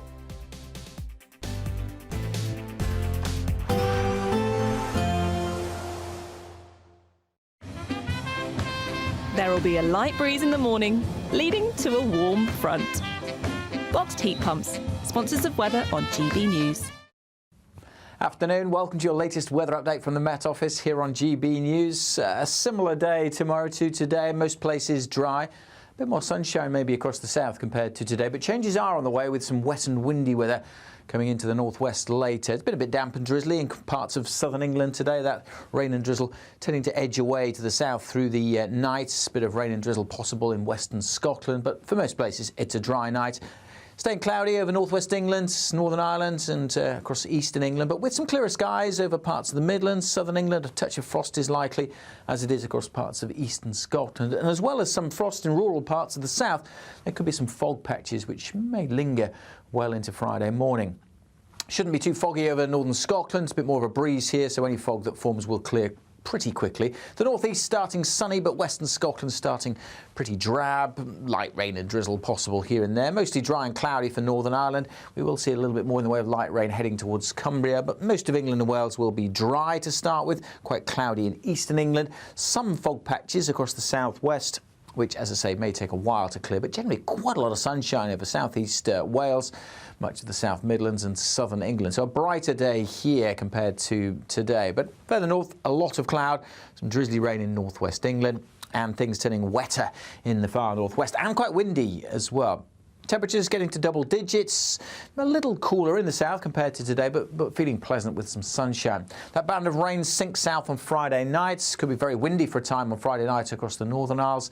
And we'll see this zone of wet weather just sinking across England and Wales on Saturday. Much of the south staying dry, but increasingly cloudy. Further north turning brighter with some blustery showers into the northwest and, crucially, turning colder. Temperatures across the north on Saturday struggling to get out of single digits and turning colder for all of us by Sunday. Bye for now. A nice bright morning will generate a lovely warm day, right through to the evening. Boxed Solar, sponsors of weather on GB News. The latest GB News travel. Good evening, I'm Johnny Ratner. Problems on the M55 in Lancashire. One lane's closed westbound from the M6 to Fulwood at the scene of a collision. And in West Yorkshire on the M1 southbound, the inside lane's blocked off from junction 40 to 39 south of Wakefield after a car broke down. Further south on the M1 southbound in Nottinghamshire, the inside lane's blocked off from the Trown services to junction 25 for the A52 for recovery work following an accident. In the West Midlands, Walsall Road at Walsall closed southbound following a collision. In Wiltshire, the A36, the Salisbury Road, has been shut just west of Salisbury at Wilton following an accident on the southbound side. And there are long queues heading out of London, East London, on Aspen Way. Roadworks means it's down to a single lane just before the East India Dock Road tunnel. Queues back through the Limehouse Link tunnel towards Tower Hill as a result. And that's the latest. You can stay up to date throughout the day by visiting our website, gbnews.com. There's only 2 weeks remaining to win Christmas on Us this year. There's £20,025 in tax-free cash. There's £5,000 to spend on gifts for all the family. There's £500 to spend in your favourite supermarket. And a festively themed GB News goodie bag. We'll get it all to you in time for the big day. For another chance to win, call 0903 681 3232. Calls cost £2 plus your network access charge. Text cash to 63232. One entry costs £2 plus one standard network rate message. Or text bonus to 63232. 5 entries cost £5 plus one standard network rate message. You can enter online at gbnews.com/win. Entries start from just £2 or post your name and number to GB09 PO Box 8690 Derby DE1 9TT. UK only. Entrance must be 18 or over. Lines close at 6 p.m. on the 22nd of November. Please check the closing time if listening or watching on demand. Good luck. I'm Christopher Hope. From pop stars to politicians, I'll interview anybody in a pub who's got a political opinion. Join me every Friday on Spotify, Apple Podcasts, YouTube or gbnews.com, or wherever you get your podcasts. This is GB News, the People's Channel. Every Saturday, 10 till 12, we'll bring you all of the news that you need to know. We'll also remind you that there is so much to smile about. It's my favourite time of the week. I get to relax, enjoy some light-hearted stories, and let Ellie teach me about fashion too. That's Saturday Morning Live, every Saturday, 10 till 12. Only on GB News, Britain's news channel. Nightmare commute? Kick it up a gear with GB News Radio. You can listen online on DAB+ and on the GB News app. We're also on TuneIn and the Radio Player apps. From the school run to rush hour, get revved up with GB News Radio. We are the People's Channel, Britain's news channel.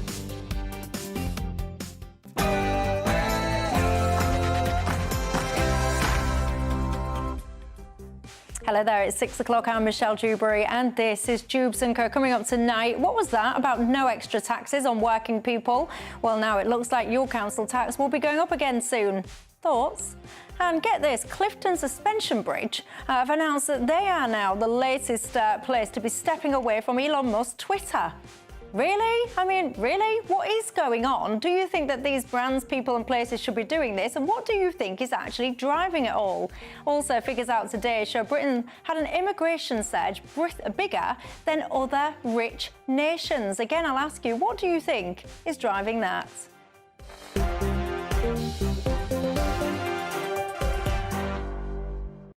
And look who's keeping me company till 7 o'clock.